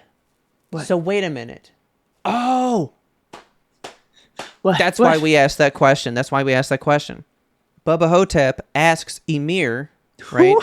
Oh, yeah. He asks Emir, and you made a point to bring this up, and it only matters right now. Yes. He said, do you remember anything from the person you ate? Do you know why he asked that question? Why did he ask that question? Because you can inherit the fucking memories of the people that are in those Titans. No. Because if she had said yes, she has the founding Titan power. That's who they're there to find. Oh, it's not shit. Eren. If she'd have said, yeah, I remember those memories, they'd go, she's the fucking coordinate one. Boom. And then they'd fuck off. So only the founding Titan or only the coordinate knows? Well, remember, Eren's got the coordinate. Yeah. And I think the coordinate is part of the founding Titan powers. I don't know that it is. I think it might be. Because I think it's something... it's all about this control. Yeah. See? The Titan used his power to reach into the hearts of the people. And we get those flashes of the light and all that shit. Well, that's a pure mind. But the hearts, that whole opening where it's showing all the people's hearts. And when he's throwing the punches, controlling those ones, and you see the flashes like in their eyes, I wonder if that's like when people's like hearts beat real fast or something. It's him controlling their hearts. I think the coordinate is the thing. But then that would imply that you don't only get the memories of the founding people, that you could eat anybody and gain memories. I think the coordinate is the power to control, like mind control lesser Titans. We learned that in a title card, didn't we? Like what the coordinate power is specifically. Well, that was the scream ability. Yeah, we know the scream, and that one is to, like, when you scream, you control other Titans. But I think they never really say what the coordinate is. Do they not? We can't look it up. No, they did scream. Damn it. You don't know me. You know what I'm doing. No, because they talked about Scream, so I thought they were going to discuss what the coordinate was, but they talked about this thing called Scream, and Yeah. then Pixis and them go, well, yeah, they told us all the stuff, and they just want to control Aaron's Scream ability. They didn't mention coordinate. They mentioned his Scream ability. It's weird So because is it one and the same? female Titans have the ability to use the scream. And Aaron, is it because But he not as ate effectively. a female Titan? Well, it wasn't female Titans. They just showed that Annie had an ability similar. No, I think it said in the title card, like, female Titans have the ability to use scream. I think they just called it the female Titan because that was what Annie was called. Now we got to go find that title card or that Yeah. currently disclosed information. Let me see if I can Now find that, that. well, I was like that I can Google. Yeah. So Currently currently, disclosed information, Scream, because that's the Scream. title of that one. yes. Just let me go. Okay, there's the ODM gear one. Oh my god, this one has all of them. Perfect. Oh, thank God. I was going to say that I wish there was a resource that just had all of them. History battle, or the walls, the branches. Okay, the trees, signal flares, the horses, the carriages, Walsina, the walls. This is the minor story. Mm-hmm. Okay. It's just not fucking up. It ended at the minor story. Come on. That's where we started. I know, what the fuck? I need more. Do we know what episode? This only goes to episode 25. What This is the Attack on Titan wiki. You guys have had plenty of time to write this Are we wiki. going to need to be the resource for these people? For real, I'm going to be like, I will go do all of these, capture screenshots, everything. I just want to see the Scream one. Like, they clearly are labeled with titles. You know what I mean? Yeah. It's not fucking here. I don't know how to look it up now. I'm just Googling Attack on Titan, the Scream power. Okay. Scream is... I'm getting spoilers. I'm gonna close this.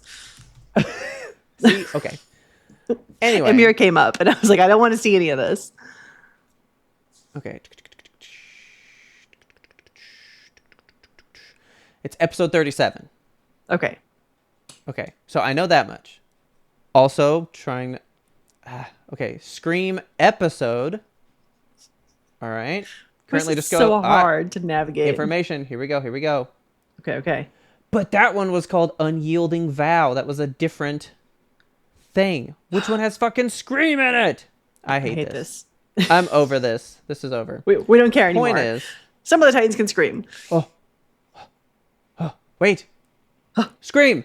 Scream. Among those with the power of the Titans, some have a special Scream. While the female Titan can use Scream to control pure Titans, the royal family's Titan has a similar and can alter memories. So when they So it say just the says female Titan, the is that female Titan. Is that like the royal female Titan? Like like the royal we? Like It is only Lady Annie. Titans? It is strictly Annie. Just She Annie, is okay. the female Titan because she. I guess that's what they called her. Yeah, Yeah. okay.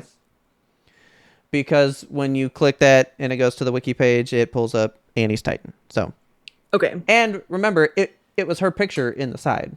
Yes. Okay, perfect. So we got that out of the way. All right. So, But I feel like that's a different ability than the coordinate. Because Scream... Scream is definitely different than the coordinate. The coordinate is mind control. And I think it's I think so. but not mind wipe, not like memory control. It's just like or being is able it to communicate to all the inheriting Titans. memories? Is the coordinate the ability to eat and gain the memories? Eat and gain powers. If you listeners out there know the answer to this, and we should know it by now, please write it in the Discord. Then you or can send tell an email. us. But if we should not know yet, laugh Then at us. shut up. Just laugh at them and go, oh, these people, they're in for a ride. Yeah. Okay. So, okay. Some quick facts. Yes. Aaron was first turned by his dad after his mom died in the Titan attack. Which Yes, thank you for pointing that out. 'cause Previously oh, yeah. We had did kind of know gotten confused about that. Mm-hmm. But I mean, I don't know if that was clear when it happened, but like in these episodes, we get to see him be like, "Oh, Dad, you've been so crazy since Mom died. Quit trying to inject me with shit." No, that was when we just watched the episode 2 thing. Okay, so we should have known that by now. So yeah, we just went back and But we refreshed our don't memory. know because we don't know what's happening in that moment. Yeah, You know? yeah. Like we can only really piece it together now. Right. You So know? Aaron got the Titan ability from his papa after his mom died. Then he ate his Yes. dad, who had eaten Frida, Yes. and therefore So he should have the royal family's memories.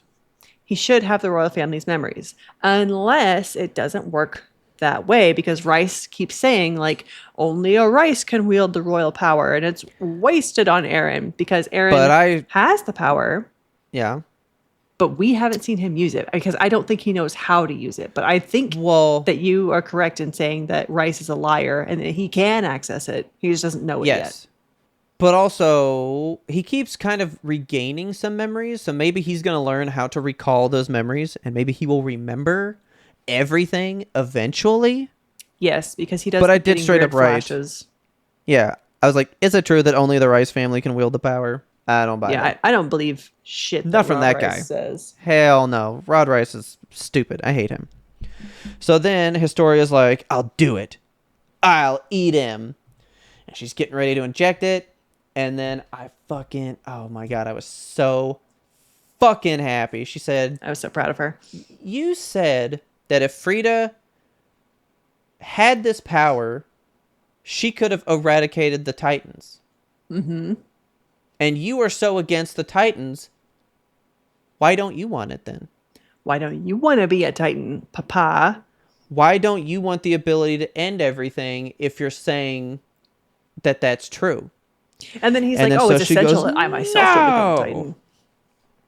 Well, because Kenny comes in and goes, oh, because that motherfucker's scared to be a Titan. He just wants to use you. So how about this?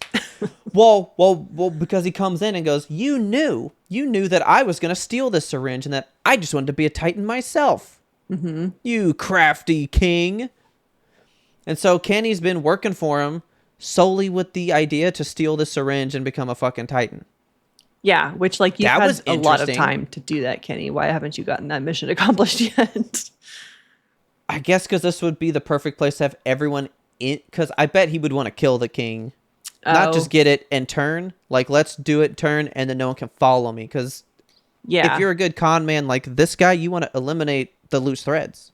At the same And he time. wants to eat the power, and Aaron's chained up already. So Yeah, so it's, easy, win-win. And he's like, so you tell me if I eat this kid, I won't even get what I'm here for? Fuck this. This is stupid. You know what? I say they should duke it out. Give the kid a fair chance. So he starts releasing Aaron, and he's like, yeah, let her get the syringe, and you know what? Better one win. They get to keep the power. I think that makes perfect sense. And then, oh, I love this, because I did write this down. The Rod Rice was all like, you know what? You're excused. Your services are no longer needed. Go somewhere and live out the rest of your days. And he goes, go on living just for the sake of drawing breath? That's horrible.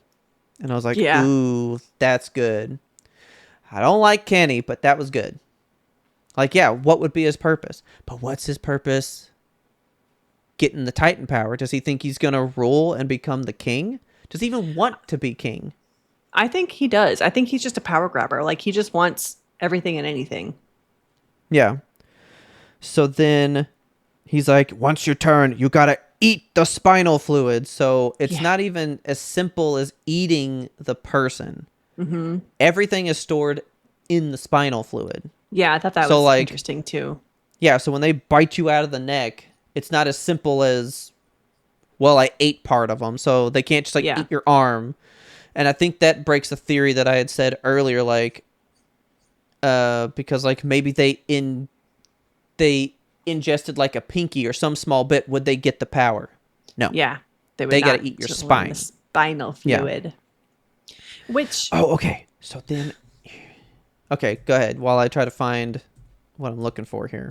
I was pissed off at the end of this episode because like they do this whole like you gotta inject this big comically huge syringe, and then he's just like at the end when Historia is like fuck you dad and breaks all the shit and knocks it on the floor and whatever, he like is face down in the syringe juice and is like, Yeah. oh, I'll be with you soon, and just like barely touches his little tongue to it and boom, transforms. I'm like, Yeah. why are we bothering with the huge cartoon needle? Like, Yeah, why you do just we need drink that? it then.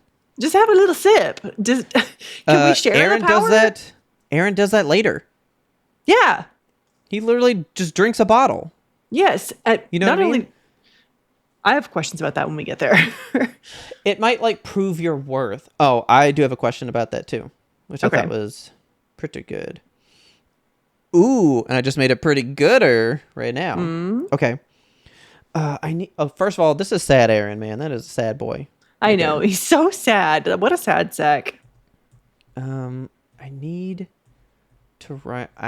I need to find. It's the thing about the eyes I was telling. Right here. Okay. Here we go. Okay. Yes. This is the thing about the eyes, and I was hoping you'd noticed it. Everybody who has this, whatever the power is, the thing that the king's passing down, they have those specific eyes.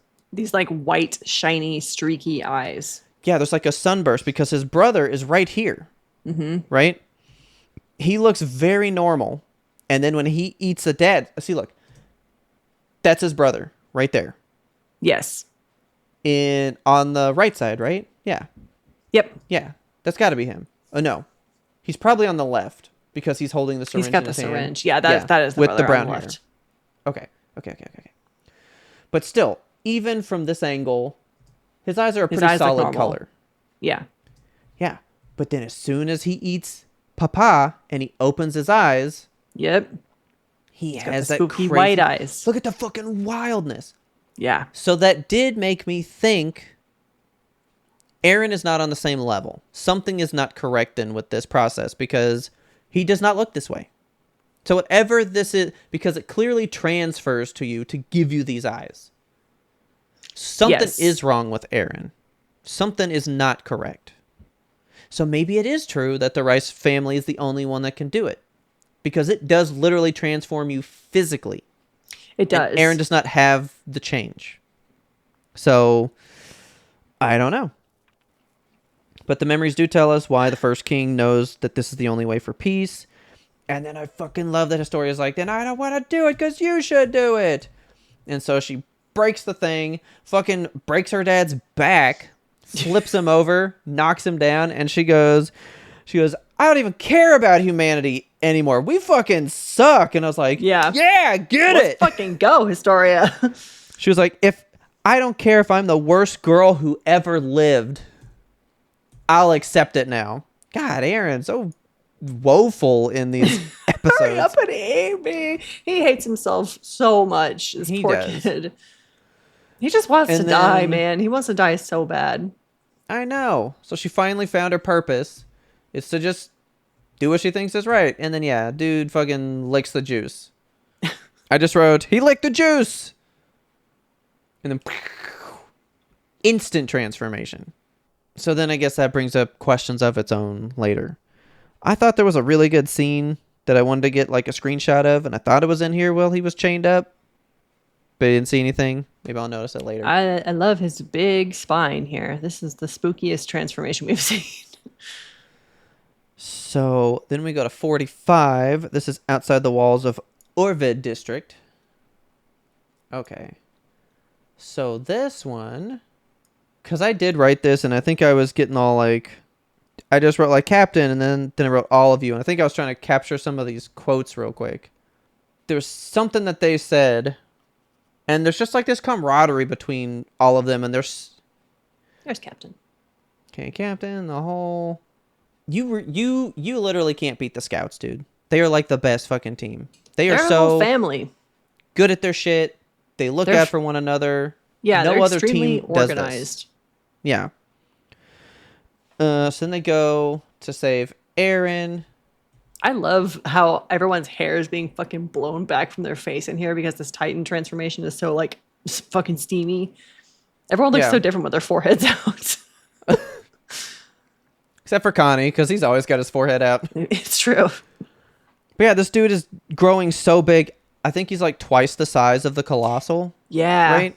He's quite large. Which is fucking nuts. And then this is the thing I wrote here. He's going to change. He looks And so he anime sees right there, this where he's syringe. like crouched on the ground. Oh, right there. Yeah. He looks Okay. ripped as fuck. Yeah, it's right here. Okay, right here. I want to see. Notice anything? So it's in this fucking language that we don't know. Halibut. What? Halibut? This is the same shit that was on that Oh, can that Emir yes. read, and they were like, "What the fuck?" Yeah. Because he just goes, "Oh, armor." He just read that shit. but also So he did gain something from whatever the power is that he has now. Because he can now read this shit. but what is this? Why is there just a Don't little know. canister of armor kicking around? Oh. They definitely fucking have all the power. They definitely captured spinal fluid from every Titan that's got powers. And they Okay, have them so- all sitting here. So they've like distilled this down. Absolutely. So We can give him the armored power without having to eat someone because we have that fluid right here. He doesn't need to eat their spinal fluid. The fluid's right here. That's another thing that I wanted to talk about, because we were talking before how the number of Titans really wouldn't change because you have to eat a Titan to become a Titan. Yes. Well, now we know. Nope. Yeah, now we know, at least in current day, we don't know how long we've had this ability, but they've distilled something out of the spinal fluid. And also, you don't need to consume the entire spinal fluid. Like this syringe, just completely full of liquid, and he dabbed his little taste buds into it and got just a skosh, and that was enough to mean- transform him into this big ass, powerful, all-knowing god turtle. I feel like it's performative. You know how, like, in rituals, like, maybe you got, like, a ceremonial dagger that does this thing, but you could do that with something less showy.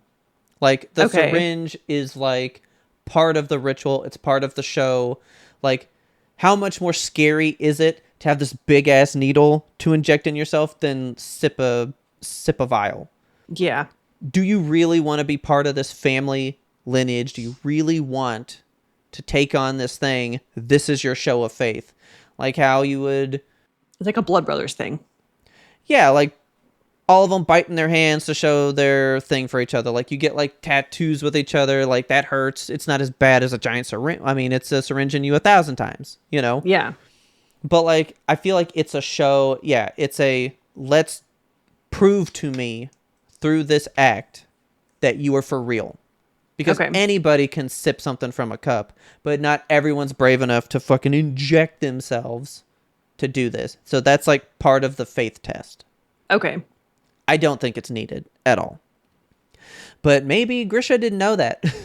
He could have Maybe. just said, "Hey, Aaron, it's a little hot today, right? You want to drink this?" Oh shit, he's a Titan He wants now. a Powerade. But instead, he was like, "I gotta fucking stab you, little boy." Yeah. You know, Hold scaring the still. shit out of him. Okay, but can we talk about while he's stabbing him? When do we have the flashback of him stabbing Aaron? Is that in this episode? No, that was episode 2. No, but like in these 3 episodes, we get to see it again. I don't think we do. I feel like we did, because I just had a thought about it. Because he says, avenge your mother. It was at the beginning of episode 44. I wrote it down. Think of your mother, you can avenge her. And that is When I gotta go back. kind of what he imbues him with in that moment, is like avenge your mother. So when he turns into a Titan, at that point, he's got the whole, that's his mantra of like, I need to kill all Titans. So I think that affected him somehow.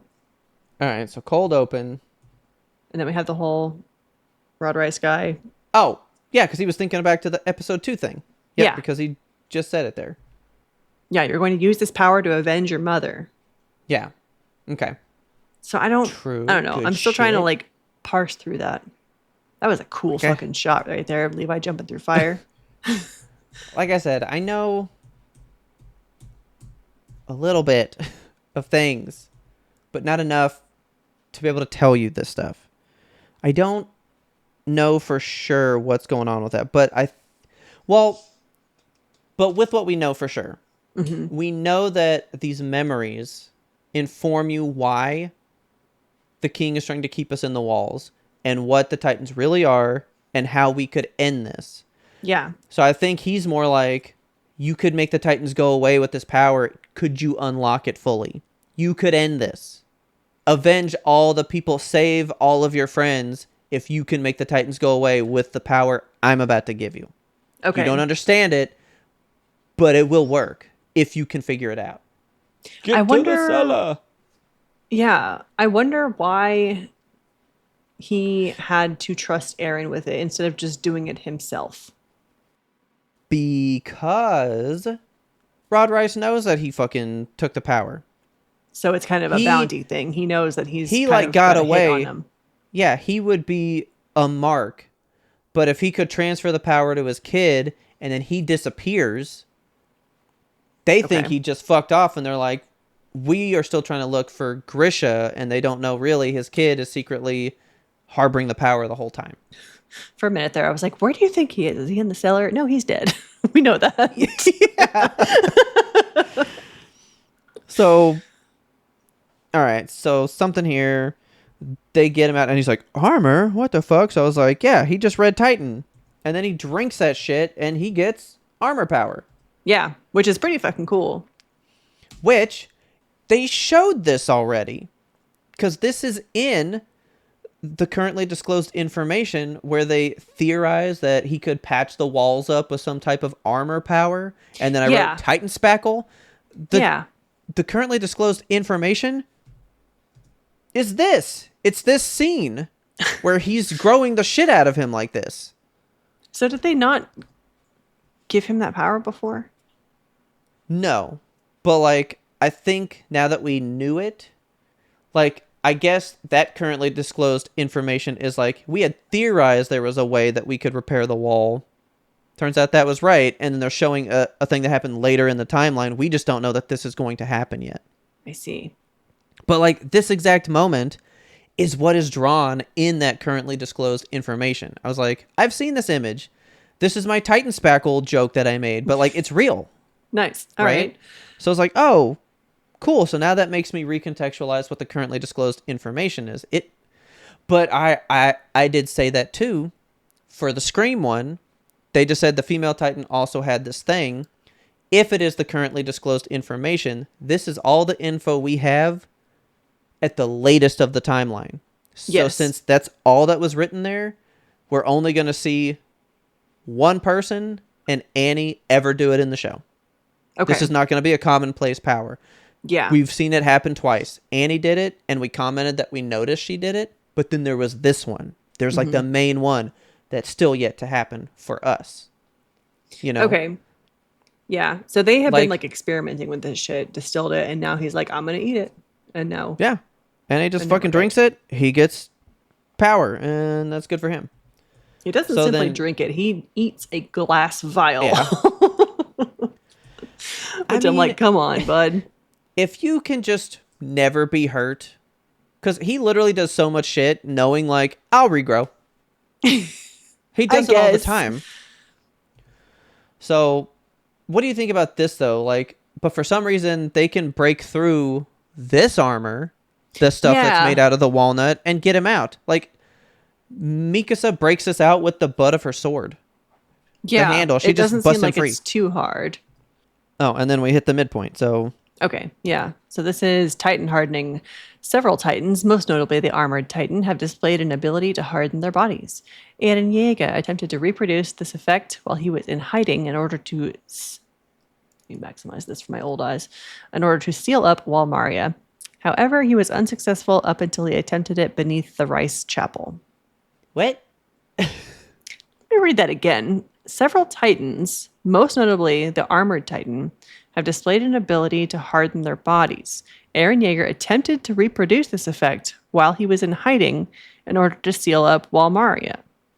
However, he was unsuccessful up until he attempted it beneath Rice Chapel. So he's tried this before and failed. Did we go to Walmaria and try that? Because I don't remember that.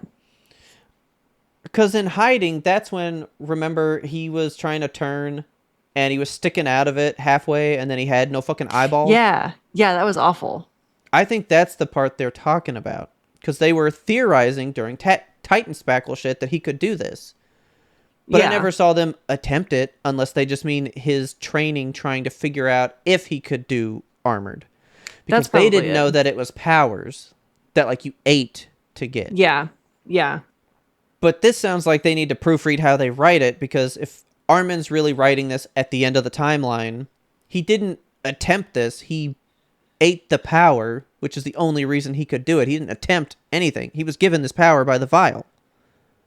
Yeah. Is how I'm understanding it. That's my understanding as well. I think maybe this is a translation error. Maybe so, because I'm like, this is not right. This doesn't jive. I do love though, after they like have the successful experiment here where Aaron's like, okay, time to go full armor, and Levi is still like, we could plug the hole of Walmaria. Like, we can do that now. He's still just like on the mission. That's why that doesn't make sense to me. I'm like, he just had the plan now. Like, what do you mean they'd attempt whatever? Yeah. I don't think that. I mean, they had the plan before, because I distinctly remember them being like, we could do that. But they never had like a fully formed thought about way it. to do it. Yeah. Then they're chasing the fucking thing. So yeah, they get up there, and you got this guy, dude. This fucking guy. Okay. So hang on. This really fucking confused me. But I'm thinking this is really close to the chapel. Yeah. Right? That's my understanding, is that like we're in that. Because I went, is all of our land built on like a platform? Because oh my God, this is all the fucking chapel down there. It's all walnuts down there. I think it's just because, but if you look, like it does ramp back up. So yeah, he was like climbing up out of there. Because I was like, oh my God, are we on like a platform? This whole place is just literally just built. None of it's real. I was losing my shit about that. Okay. But yeah, he's just a big fucking guy. Now, I know he's 3D, but it works. I had the opposite feeling for this. I was like, I don't know. He's too smooth. Maybe it's good to have like the separation. It makes him look otherworldly and creepy. But yeah, I felt like he was just too 3D for my taste here. Yeah. He's so nasty. I hate looking at him in the fucking background of these scenes, just like writhing along. But I loved gross. it that it wasn't like too far or too still. Like I feel the danger and the presence. You know what I mean? This show is really good at that. Yeah. And so they find out he's an abnormal, so he's not really worried about them right next to him, because I was like, yeah, why didn't they just try to eat Aaron right there? Yeah. Why isn't he trying to eat anybody? Well, because he's an abnormal and he's not even going to try. But we're going to get to the thing that I was thinking about here. Okay. But then they talk about, so Historia's talking about Aaron's dad. Oh, I loved this. Hanji was like, all right, well, we got time. It's think time. Yes, she's laying there fucking dying in the back of a wagon, bleeding out of her shoulder. She's like, I'm just going to take this a little think right now. So Rod Rice was trying to recover the founding Titan's power from within Aaron, but the power can't be fully utilized by anybody outside the Rice bloodline. But when a Rice is in possession of a founding Titan's power, they suddenly take on the ideology of the first king and don't want to do anything to stop the Titans. Yes. Well, that's a conundrum. Historia's kind of thinking about stuff, and she's like, you know what? Your dad wasn't bad. He was actually trying to liberate us from the first king. Because the way that he acted, he clearly must know some other way. So actually, he's a good guy. I don't blame him for killing my family. And I love the part here where Sasha is like, oh, the cellar is actually important again? Like, it feels like an audience insert. I straight up wrote that. So I wrote cellar sting, because as soon as they say cellar, there's like a big moment. There's like a whoop. There's like a whole like sound bite. And then I was like, oh, so the cellar's important now? So on the nose. Oh my God. Yes. See, they knew it too. They fucking knew. The fandom must have been going fucking feral, because at this point it's 7 years since they know what's in the cellar. Yeah, so this is episode 8. As of this one, we have 11 more before we're going to find out. Yeah. So that was so on the nose. And then Historia, you know, like I said, she pieces together, well, we can let you get eaten, Aaron, but then my dad will just get the power and he'll probably fall to the same thing, wipe everyone's memories, and then we may not even know what we know now. So it runs too big a risk to give you up for him to have the power to just kill him. You can't really give it to me. She's like, you should just keep it. And I think it's time for me and my dad to part ways. They're like, are you willing to kill your dad? And she's like, yeah, I think it's time. Yeah. Time for us to part ways. And then they get together right here at the end of the show. And this is cry number one. This is cry number one. You're telling me you didn't cry here? No, I think you give more shits about Historia than I do. It's not that. Levi goes, hey, we actually have a role for you. You need to step in and act as queen. And all of her friends come up behind her and go, that's like not the point. Like, they feel for her so much. Even Jean was like, she just finally got out of the Rice bloodline and we're going to force her back in. Like, what does that make us at this point then? Yeah. And I was like, yeah, he said, like, we should care. I don't know. I got really worked up about it because they're family. They care. Yeah. You know? They It's do start to big. bring up some like interesting points here about like what gives us the right to decide who king and queen is. Yeah. There's a lot of But I interesting. love this when Levi goes, we need to give them a story Yes. because they won't follow military rule forever. So we need to give them a nice story about the little girl who was part of the family got away from the big dad. And it's like, see, everything that's in power is just a performance. Yes. Everything's a performance. It's not really there. And she was like, you know what? Maybe I will, but on one condition. I want to let my fate be my own. And when she walked in the room, because she was like, I just want to fight one more time. This is my note. I fucking fucks with Historia right now. I am about her in this moment. She's perfect. Yeah, she is really like taking agency here. I am about Historia now. Love her. She has a flashback. I don't know if it's here in the next episode where she's thinking back to Amir and being like, I need to live a life that I'm proud of, something that I can like really look back and say, I did that. Yeah. And that's like what's driving her here. I think it's during this stuff because she's like, I'll do it, but on this one condition. So that's where this one ends. And now they're like, all right, we're going to do a plan to stop this fucking nasty dude, Rod Rice, and his nasty double colossal titan. Why does he look the way he looks? And why is he crawling like that? I got it. Okay. You tell me. That should be right on the nose. He does not have a nose. It did take me a while to piece it together. He did, I think. There's Why? a really spooky shot of him. She just flipped him on his back and broke his back right before he turned. Oh. He's broken now as Oh, a fucking shit. titan. You think so? Yeah, that's why his spine grew all weird. Oh. I think it's a result of how he was as a human the moment he turned. Interesting. Because she literally broke him and he was crawling to the juice, and then when he licked it, now he still is only crawling. Okay.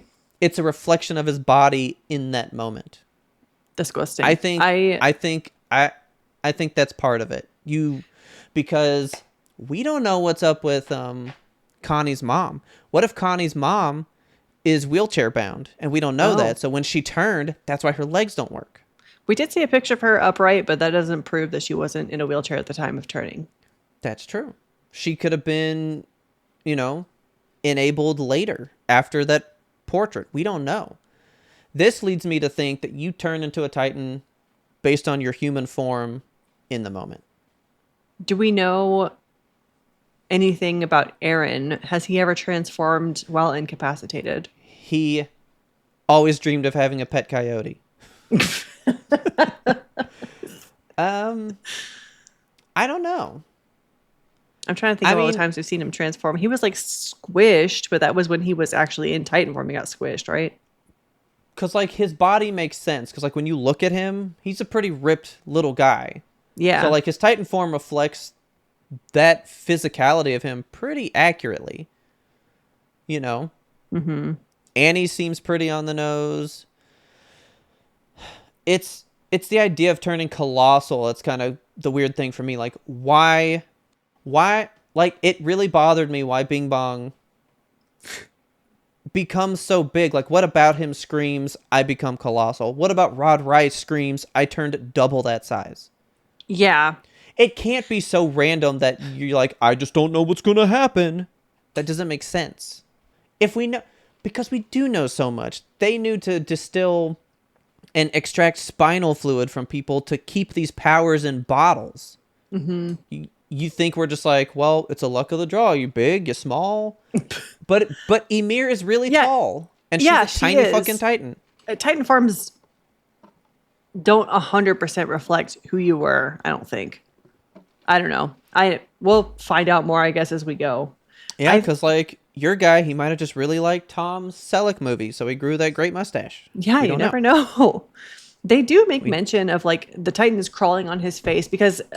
So let's get to episode 46. Yeah. So they make a mention when they're like going to kill him with their cool little plot that they devise. They say something about how he's been crawling on his face this whole time, so we don't know like what his face looks like. Did he know? He couldn't have known the plan. Like that's a pretty out of left field plan that they came up with. Well, we get more about that later because I thought the gamble, because Levi was saying like you're relying on a gamble again for our fucking plan. Mm-hmm. And I thought the gamble was Aaron could do it again. Yeah. I thought Aaron was the gamble, but really the gamble was, does this thing look human enough? Yeah. This is the thing though. Why did I write that one down? Look at this. Anyway, this is what I wanted to bring up to you though. We get a shot of the dude, Rod Rice, going towards Orvud, right? Yes. And the whole thing about Orvud is, the plan is, since he's an abnormal, he doesn't care about people. He cares about groups of people. Yeah. So we have to let the town act as bait or whatever, right? But which I thought was pretty cool, like the military tactic form of it. This is Titan viewpoint. This is Rod Rice looking at Orvud. Because they showed that like his eyes are looking up and he's crawling. Nasty bugged eyes. Yeah. But see, look. He's breaking through the ground and look at those lights, right? Yeah.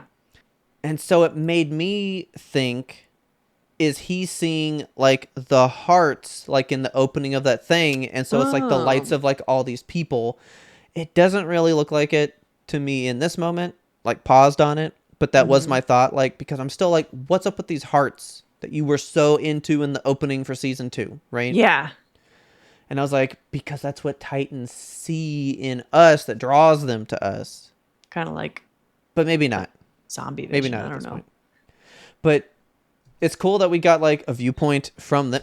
That's why I thought it. Because see, look, they are like individual things. Like that's like individual people. It's like he's seeing their souls almost. Yeah. And it just reminded me of like the sea of Titans and creatures and stuff in the opening to season 2. Yeah. So I was like, is this kind of an answer to what Kelsey was wondering what that was all about? But I don't know. It's definitely a valid comparison. He's digging in. Look at this nasty guy. I hate this shot of him with his bug eyes coming up out of the ground. At that point, he had eyes. So, at one point he did. He sure did. Because he sure had nothing at the wall. I hate when he stood up and you just see his like empty husk of a face. It's so disgusting. Ooh. Okay. So yeah, he's climbing and I was like, ooh, maybe we're going to get into some of that shit. So yeah, the whole thing is the abnormals go for the people. We can't move Orvud out because if you bring him inside the wall, he'll crash inside the wall. So we need this extremity part, like a Trost kind of area, Stohess and all that. Like we need one of those outliers. Shigansha district, Shiganshina, right? Yeah. Yeah. That's what those were. Those were the little outliers in the wall. So they didn't break through like the main walls. They broke through like the little outlets, So they're chasing him down. They tried to get him to use his coordinate power thing. So he's just punching the air. It's not True working. Aaron fashion. Okay, hang on. Why is that part so weird? Because I kind of missed it then. I missed it now. He's like, why won't you listen? And then he just has like this weird like, oh. And Levi's staring at him. What about it? What about that? I don't know. It looks like he has a realization there, but I don't know of what. Like, is he realizing like, oh shit, I can't use my power when I want to? Or do I now know how to use it because maybe he can't hear me? That's why it's not work. Like, yeah, I was like, what's your emotion here, guy? What's going on? And Something I'm happened still to him, but confused. We'll file that one away for a rainy day. Yeah, I would like to know what's going on. So they get everybody ready. He shows up to the fucking wall, and they're like, oh, well, we'll just take cannons. We'll try to slow him down. He's a big target. We can't miss. And if it doesn't work, Aaron's got it.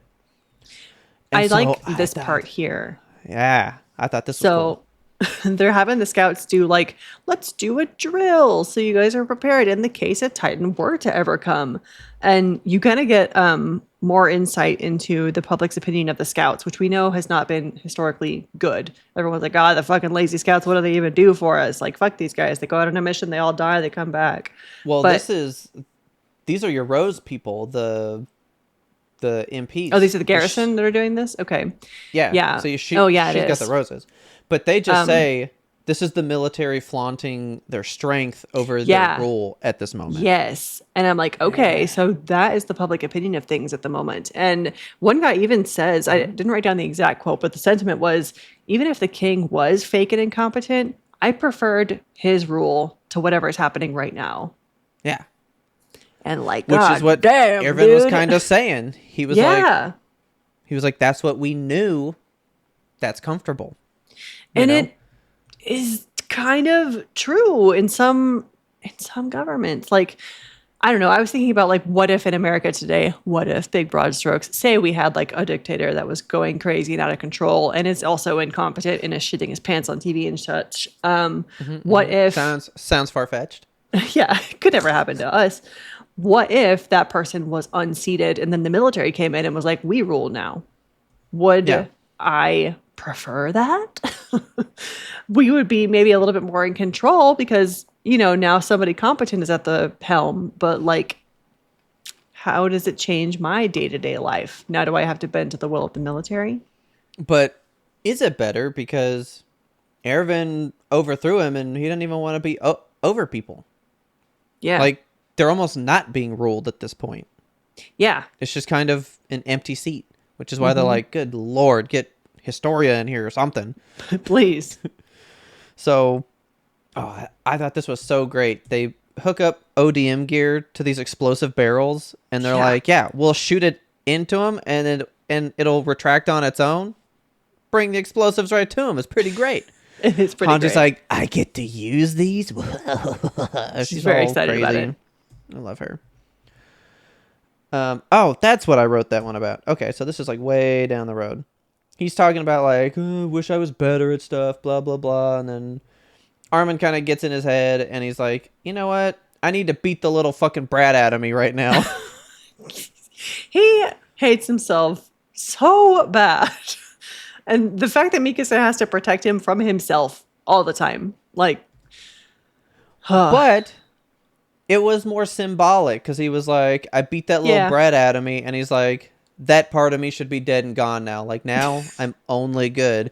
And he immediately acts so different and is right on the fucking money. He turns right when he needs to. He's perfect now. It's like he finally has his mind in the right spot. Just took a couple hits to the face to get there. A little self-injury never hurt anybody. So they're fucking... And I have no notes from now until the last shot of this fucking show. Yeah, same, actually. Well, so we have... let me make sure that I didn't miss a midpoint. Right. Did.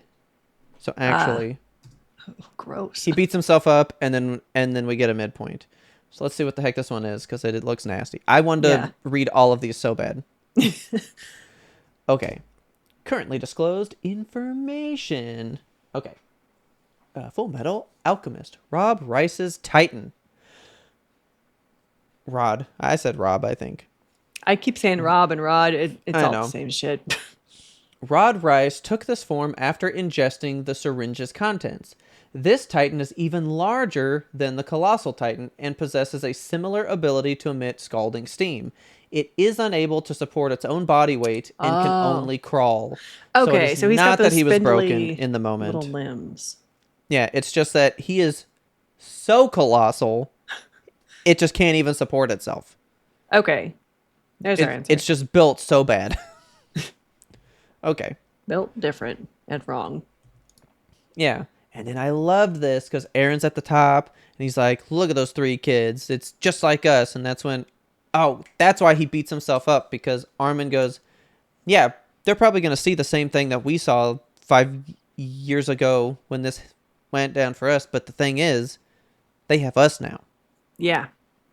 And he's like, yeah, they've got me now. And that's when he decides to fucking get his shit together.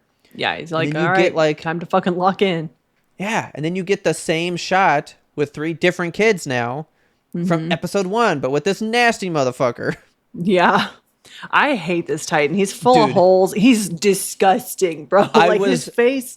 I was not expecting this. I'm not even kidding. I was so not expecting this.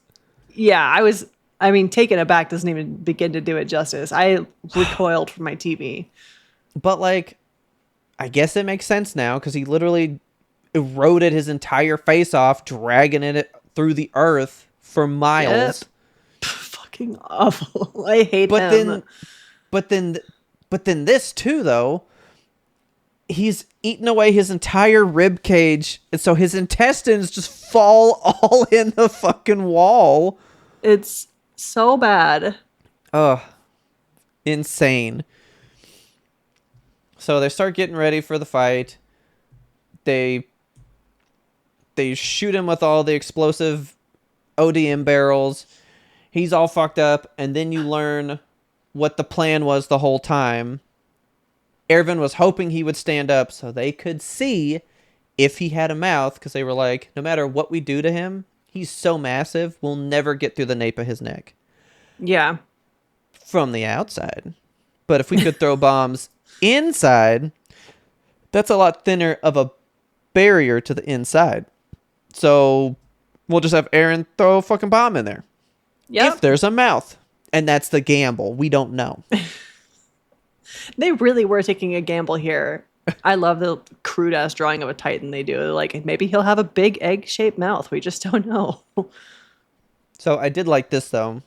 Erwin's talking to Historia, and he's like, I really want you to be the queen, so I can't really let you be here fighting. And she's like, well, I kind of already put in a condition, so you really have no choice. And they kind of go at odds. And I love when people give like a dumb reason to allow you to do something, and it's just to make them sound like I'm not really allowing you to do it. He's like, well, Yeah. look at my body in this state with one arm gone. Guess I can't really stop you. I just thought that was really funny. It was a fun moment. He cracked me up. So yeah, they throw fucking just barrels of black powder in his mouth. So It many of them. blows up right in Aaron's face. Yeah. He goes all grody. But then this was wild to me. The raining chunks of meat. But the raining chunks of meat are like sentient in a way because they're not Yeah. fully destroyed. So you would have to find the piece. Well, it's really just finding the one piece of all this flesh that's going to have Rod Rice in it. Yes, and the So scouts all just go hopefully out you like picked the right start one. playing. They're just playing Fruit Ninjas. What they're doing. Yeah. So yeah, they're all chopping shit up, and of course, Historia's the one to find it. Finds her daddy, slices that fool up. Father. So then we got more Rod thought processes, and I don't know if they were trying to make me think like he was kind of good, because I don't think that at all. And Frida had the weird eyes right there too. Yeah, she did. That was the most like video game Sad boss sack. death. He just like Oh, gets his death, sliced. yeah. Oh! Like a final blow slow motion thing. It was kind of funny. Yeah, she hits him. Ridiculous. Yeah. So she blows it up. Everybody in Orva saw it, and so they go like, "Oh, lady, are you okay?" And then she gets up, and it's just like, "I fucking am your queen," and she's great. I love her. And then Okay, then we just have the kinda end last here. scene. Yeah. So Kenny's fucked to shit. Everybody that was in his group got crushed in the Colossal Titan breaking Is that what apart. happened to him? So he was definitely there really close when he licked the juice and transformed, and he got real hot real Oh, fast. So yeah, it burned okay. all that fucking side of him. He Yeah, probably got he's- hit by a lot of rocks and shit, so he's bleeding it out. He's The pretty rest of nasty his looking team at this got point. crushed by the rocks, right? Mm-hmm. And then fucking he's laying here to die, so you're like, oh, okay, here we go. He's going to end. And then Levi shows up. Yep. And you get like a couple flashbacks, but they don't amount to enough, really. Yeah, we don't really know Nothing what they really mean goes down yet. still. And he's like, between those burns and your wounds, seems like there's no way to save you now. Seems that way, don't it? And then he he's got a pulls it out. motherfucking syringe, man. A magical medical kit. Inject me with Titan blood. Maybe I'll live forever, kid. So Why would you help did this get guy? his thing. He did get a fucking syringe. He is still going to try to go Titan mode. So, But what here, does that one say? Who knows? Yeah, who knows? I was looking at this syringe here because I was like, okay, that's Titan blood, but it's not. It's just in a red case. It's empty. Yep. But yeah, there's a vial in there. It says, "Who fucking knows?" Because it's in Titan language. Oh. Fuck. Am I going to like Kenny? I hope not. I don't want to like this Fuck. guy. I just had a thought I might.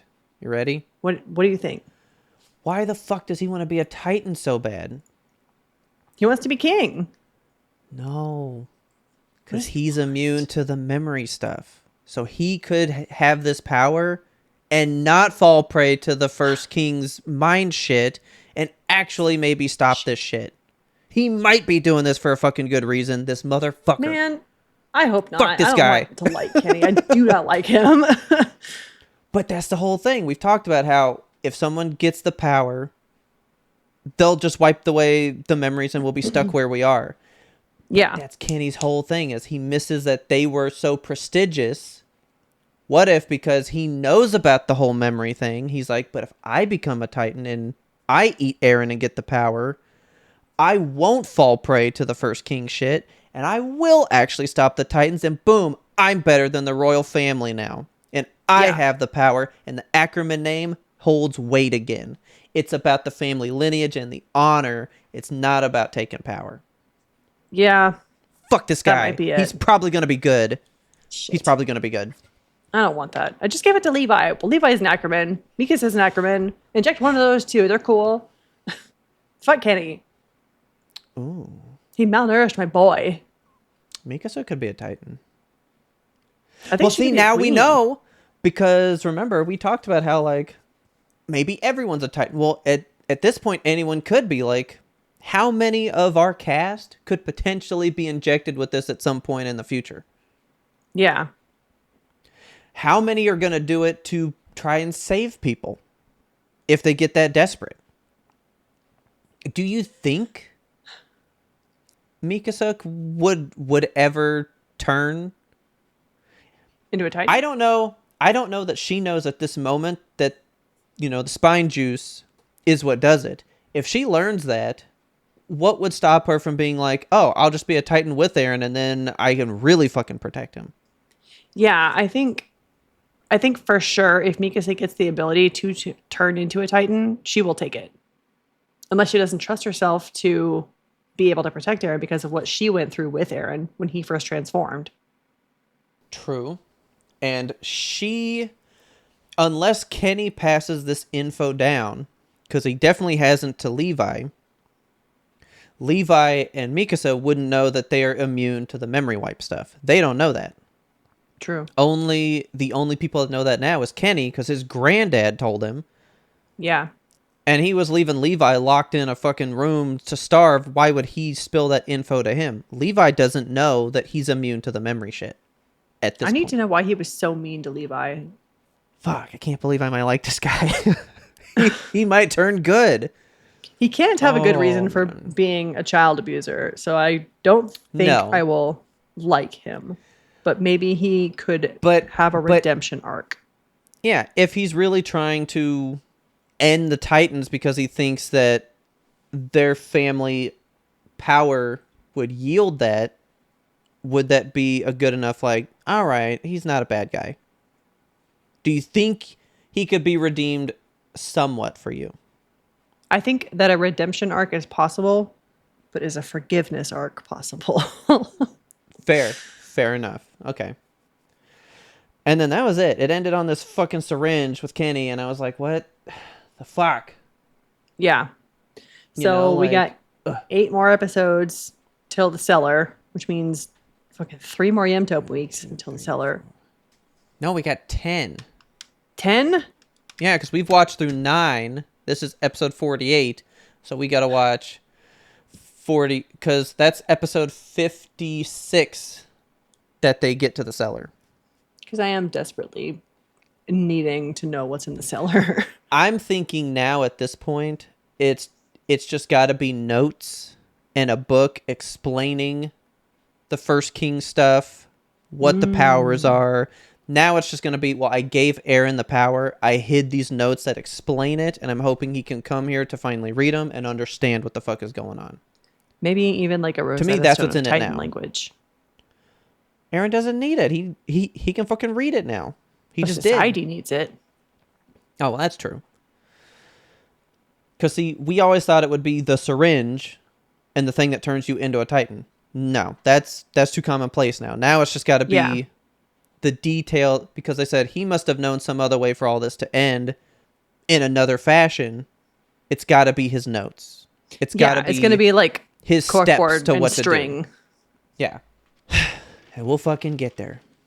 Yeah. Hang on. So we got to do 1, 2, 3, 1, 2, 3, 1, 2, 3. So we got to do 3 more weeks of 3 shows, and it's in the first show of our next set. Okay. Well, at least in the first show of the next set, and then we'll have time to Oh. dissect it. Actually, guess what? We will learn it in our finale for the entire season, because we're going to watch the last 4 in a run. So Jesus. actually, we're going to learn the cellar and finish out the season. Okay, that'll be a beefy episode. Fuck. Okay, so plan Set aside nothing 5 else. hours. Yeah, plan nothing else. The housekeeping is we go, what's up, guys? And then we get into this. Yeah. And I'm ready to go get into the rest of the show now. So, do you have anything else about these? I'm trying to think of any theories I'm percolating on that we haven't talked about. I think we've kind of covered it. I mean, Yeah, we did pretty good on this one. yeah. I think season 3 is really just our, like, all right, we're starting to tell you what's actually happening. Because every single one of these, I'm learning something massive.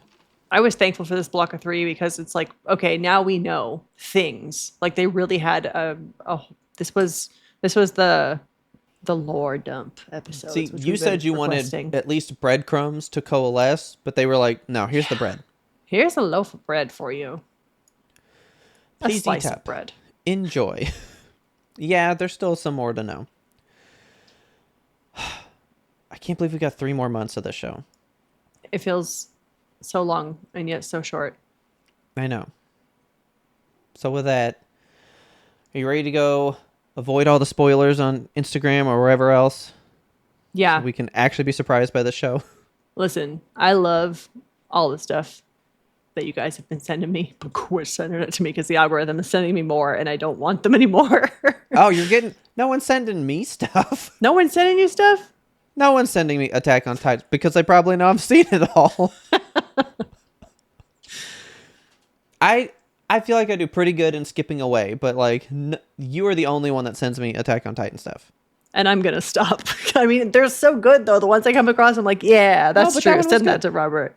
And I do those for you as well. I go, all right, do we know all this? Send to Kelsey. Yeah. Like I'll watch it warily and go, we know When all I this. closed, Kelsey. see if something about a mirror. Nope, eyes closed. Yep. But let's do it. Let's get out of here. Let's do it. If you love this episode, please tell a friend. Word of mouth is the best way we can get the good YMBToAP into fresh new ears. We release weekly every single Monday for these absolutely beefy Attack on Titan filled episodes. The Attack in the Back has taken us by storm. It's been weighty.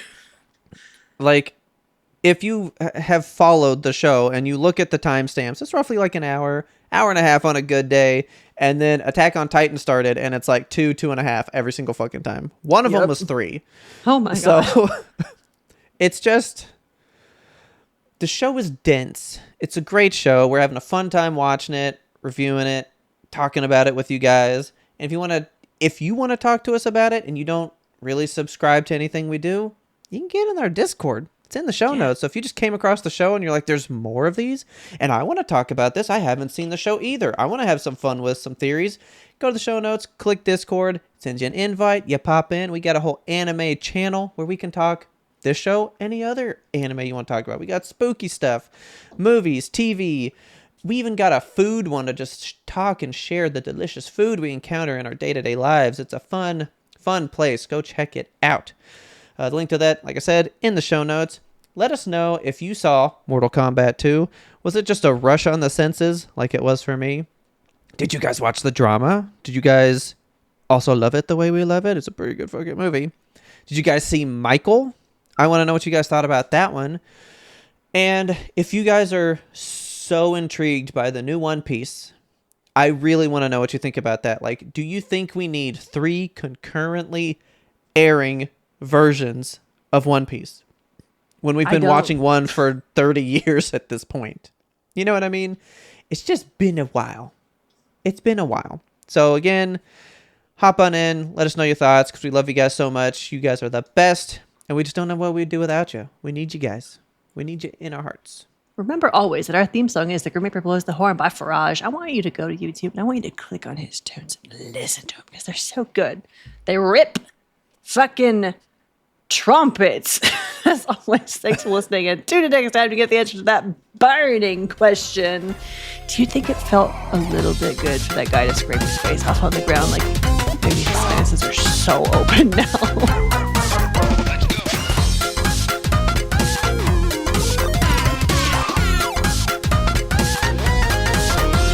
But we had one more important sound we wanted you to hear. Oh, you got some little collarbone definition going. You roll. Oh yeah! I started lifting. Get it. Let's fucking flex. I started lifting a new weight on that thing, and it is like how's the actually bench thing? doing stuff. What? Yeah, how's the bench? Yeah, it's awesome. I wish you could see it. I could point you over that way. No, you're good. Yeah. Okay. I mean, I see the bottom of it right there. Yeah. We bought weight plates for it. We bought so many weight plates because it Nice. has like 1, 2, 3, 4, 5 places that you can anchor weights on it. Yeah. So we just bought like a shitload, so we don't have to keep like swapping them around every time we're working out. Yeah. And now we're Fantastic. lifting a shitload of weights. It's amazing. I'm Good. doing incline presses, and I do 90 pounds, which Heck yeah. I don't know if that's good or not, but it feels like a lot. Okay. It doesn't. You know, I love the like gym type not TikToks. The reels that I get. Uh-huh. Those haven't bled to my TikTok, but my Instagram is all those. That's right? so funny. And I have 2 very different algorithms between the 2 places. But there's this I do get some TikTok ones, but I love how much the culture is like pretty good. And so one guy was like, it's like the caption up top is like, you see a guy working out with 20s at the gym. So just like 20 pounds a piece on each arm. And he's like, that's fucking amazing because that's 20 pounds that he's not doing normally. So the fact that he's even here should be fucking good enough. Leave the guy alone. Hell Like, yeah. So I don't give a shit if you're doing 90. If you were doing 50, that is 50 more, 90 more than you were doing sitting around doing nothing else. So you know what? Yeah. Proud of that. Thank you. Because I don't know. I don't get to do that. I just have the dumbbells. So I don't know what I could do bench stuff with because I don't get to do those. I don't do those. I was doing, like, it's hard to compare. It's not apples to apples because the machines at the gym are like designed differently, you know? Well, there's the assisted machines, Yeah. and assisted machines, like you put 90 pounds on it, you're really doing like 75 maybe. Because Yeah, it's so, helping like- you some. Right. I don't know what the difference is, but like I was doing like a chest press at Planet Fitness, little machine they have there, and I was pressing 50 on that. So I was Okay. like, I could do 50 here, but like the bar is 50 and I can lift the bar just fine. So Yeah. like let's put See? some weight on it, and we got 90 on there, and I'm like, yeah, now I'm fucking Yeah. lifting. Yeah. Hell yeah. See? I'm scared of this thing though. What? Are we gonna learn about this, or is this like too meathead? Oh, okay. Creatine. I have been asking the internet about creatine. What is it? Do I need it? Why? I think it's only if like you want to bulk, like you want to get big. Fucking If you want to get swole? tone, I don't think so. Okay, I don't need to. But then. supposedly, it helps you like build muscle faster. It helps with your recovery after faster. Okay. It's even been linked to kind of like helping improve brain fog. So it's What? actually gonna kind of got like some mental goodness in it as well. It sounds like it's good, and to me that means it's a big red fucking flag because nothing is that fucking good. Like, what do you mean? Yeah, I know. That's my problem with everything on the internet, especially like the fitness culture. It's like this is going to fix your whole life, and it's Yeah, a powder that you put in your milk. I don't know. yeah, because it looks like a fucking drug to me. Yes, yeah. Because it's like weird. this much. It's the tiniest bit. It looks like just a little bump of cocaine that they're just like, Jim, you know, like it freaks me out. Yeah. So I'm worried about it. But then they were like creatine gummies for women at Sam's the other day. They were pink and it said like creatine for women and For like ladies. heart-shaped gummies or whatever, right? Okay. And then I was like, how come there's none for guys? But whatever. Okay. I can take these heart-shaped gummies if I really fine. needed to. But I was like, but what is it? And is it that important? Yeah. Is it like a shortcut to results, but so are anabolic steroids? You know what I mean? Like, what's the take from this give? And I don't know we that need answer. to do a line of creatine? I just don't know. I think you're already better at like your food stuff. I'm I need tracking to the like shit out of my food. I need to like meal prep where I'm like, all right, I've made 7 of these lunches and I just eat that for lunch every day. And boom. I can't do Good to that go. though. I get so bored. That's my problem with fitness food. Is like I get radically bored if I eat something for more than 2 days in a row. See, dude, I ate the same bagged lunch from middle school through graduation of high school. Oh my god. 5 days a Richard's the week. same way. Same fucking thing. Because it's just It's your kibble. that's what okay. This feels like this should have been pre-ramble, but this is a wild ender now. This is just a bonus episode. My favorite food is mush. Have we Mush? not discussed this? God, Like what? No, like casseroles where it's just like it's all in a yes. fucking thing. They're Yeah. mush essentially, right? I They're just mush. suppose Every casserole is essentially just mush. You would like this mush I made Think the other about day. it. I love a mush. The weight of my heart, a big old plate of mush. Oh god, dude, because it's so fucking simple. Exactly. It's the kibble. You just fork it. You're done. The It's peasant great. within you yearns for gruel. Yes, if it was nutritious enough, why not? I don't have to worry See? about anything. Another thing, though, this is a full thing right now. Another thing, the marketing for some of these like meal supplements. Are you familiar with Soylent? Have I brought this to you before?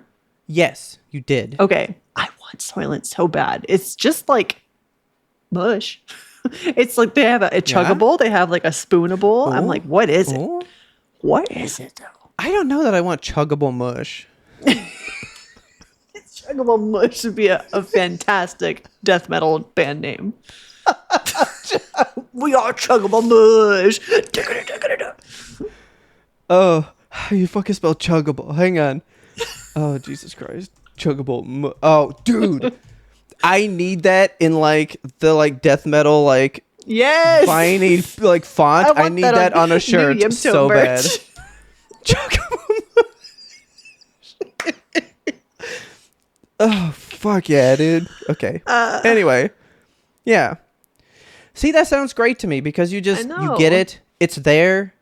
I'm so tired of cooking. Like, But see, I think this is the difference. Same way with the vacuum. You're like, I don't want a thing that can just go do it. You kind of want to be in charge of it. You like being in charge Yeah. of your food. I I don't. do. I just want it to be there. And if it's just chuckable mush, and I know that I will be full and I get everything I need, I am so down to just go, yeah, here's a fridge of just mush items.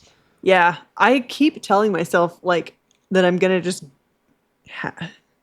I'm in a weird place right now where I just don't want to cook anything at all. But like, I don't want to not Yeah. eat healthy. So I'm just like, I have my little Oh, man. box, my little Lunchable box that I fill with various stuff. So today I had Yeah. like a little pile of pepperoni with some crackers. Like it's just So you just do girl lunch? yeah For every lunch? for every Okay. meal. Okay. I got another like that's the problem with also having those things is like we can get like so I just got a new one that's like what are like the mail order like food service things? Like HelloFresh. Blue Apron, yeah. Yeah. HelloFresh, that stuff. There's like That's a fun. fitness one and so I was looking at it and I was like kind of worth that money. nice. It's like $7 a meal. That's kind of cheaper Yeah. than going to Whataburger for the same meal, but I'm eating better. Right. And I don't have to fucking go anywhere. Yeah. I have But you know me, I'm getting a little too wally about it and I'm like, is this the whole like I'm not doing anything anymore? Because now Yeah. Nifty's doing all the work in there. You know, now She's cleaning. Feast or whoever's just gonna drop me off little TV dinners. yeah. I don't know. What is It makes me life, you feel know? weird, but like it is hard to be that engaged Yeah. to do all those things at the same time. You It's know, a lot of shit that the world expects of us. You know, get your protein, get your sleep, do your job, fix your car. but if they weren't poisoning the food, we'd already have probably good protein and fiber and all the shit that we need. We wouldn't have to go to these places that are like, here's a way to supplement it. My uncle Because we brought have to me. supplement everything. We have to supplement fucking everything. My uncle bought me candy bars from Canada because I love an O. Henry bar, and they don't make them here. It's a Canadian thing. Okay. Yeah. And I was chowing down on one, being like, "This is delicious, definitely not nutritious." But I looked at the label, and it was only 330 calories, which for a fucking king size ass candy bar, huge chunk of chocolate. I was like, "This would be 700 calories in America. Why is it less?" Probably less sugar or less processed type sugar stuff. Who knows, man? I'm in like Okay. Anyway, we're good. Anyway, That might be an 11-minute ender. And you know what? The real people will stick around. the real ones know. Yeah, the real ones know. Are you ready? Are you ready? Yeah. I love to was- think about them approaching the end of the episode and they look at the amount of time left and they're like, what go, the fuck "What the happened?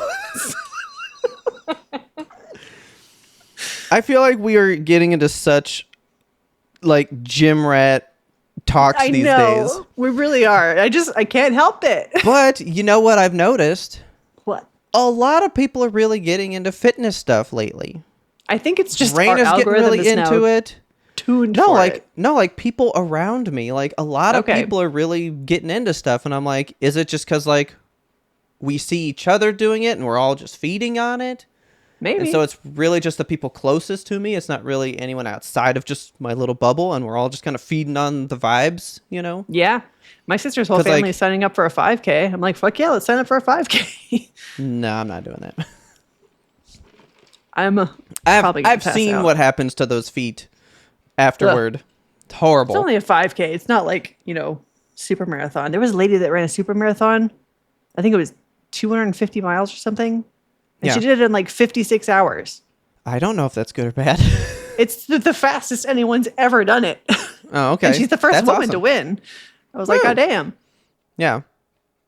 First one to do it and the fastest. That's an Yeah. achievement right there. Yeah. She beat the record by like remember- 6 hours. It was fucking crazy. Do you remember when we met that guy that ran all the marathons at the first podcast movement? Yeah. He's very skinny. Yeah. Scarily skinny. Yeah. Real thin. But just think about the sods we would be slinging and all that walking, though. God.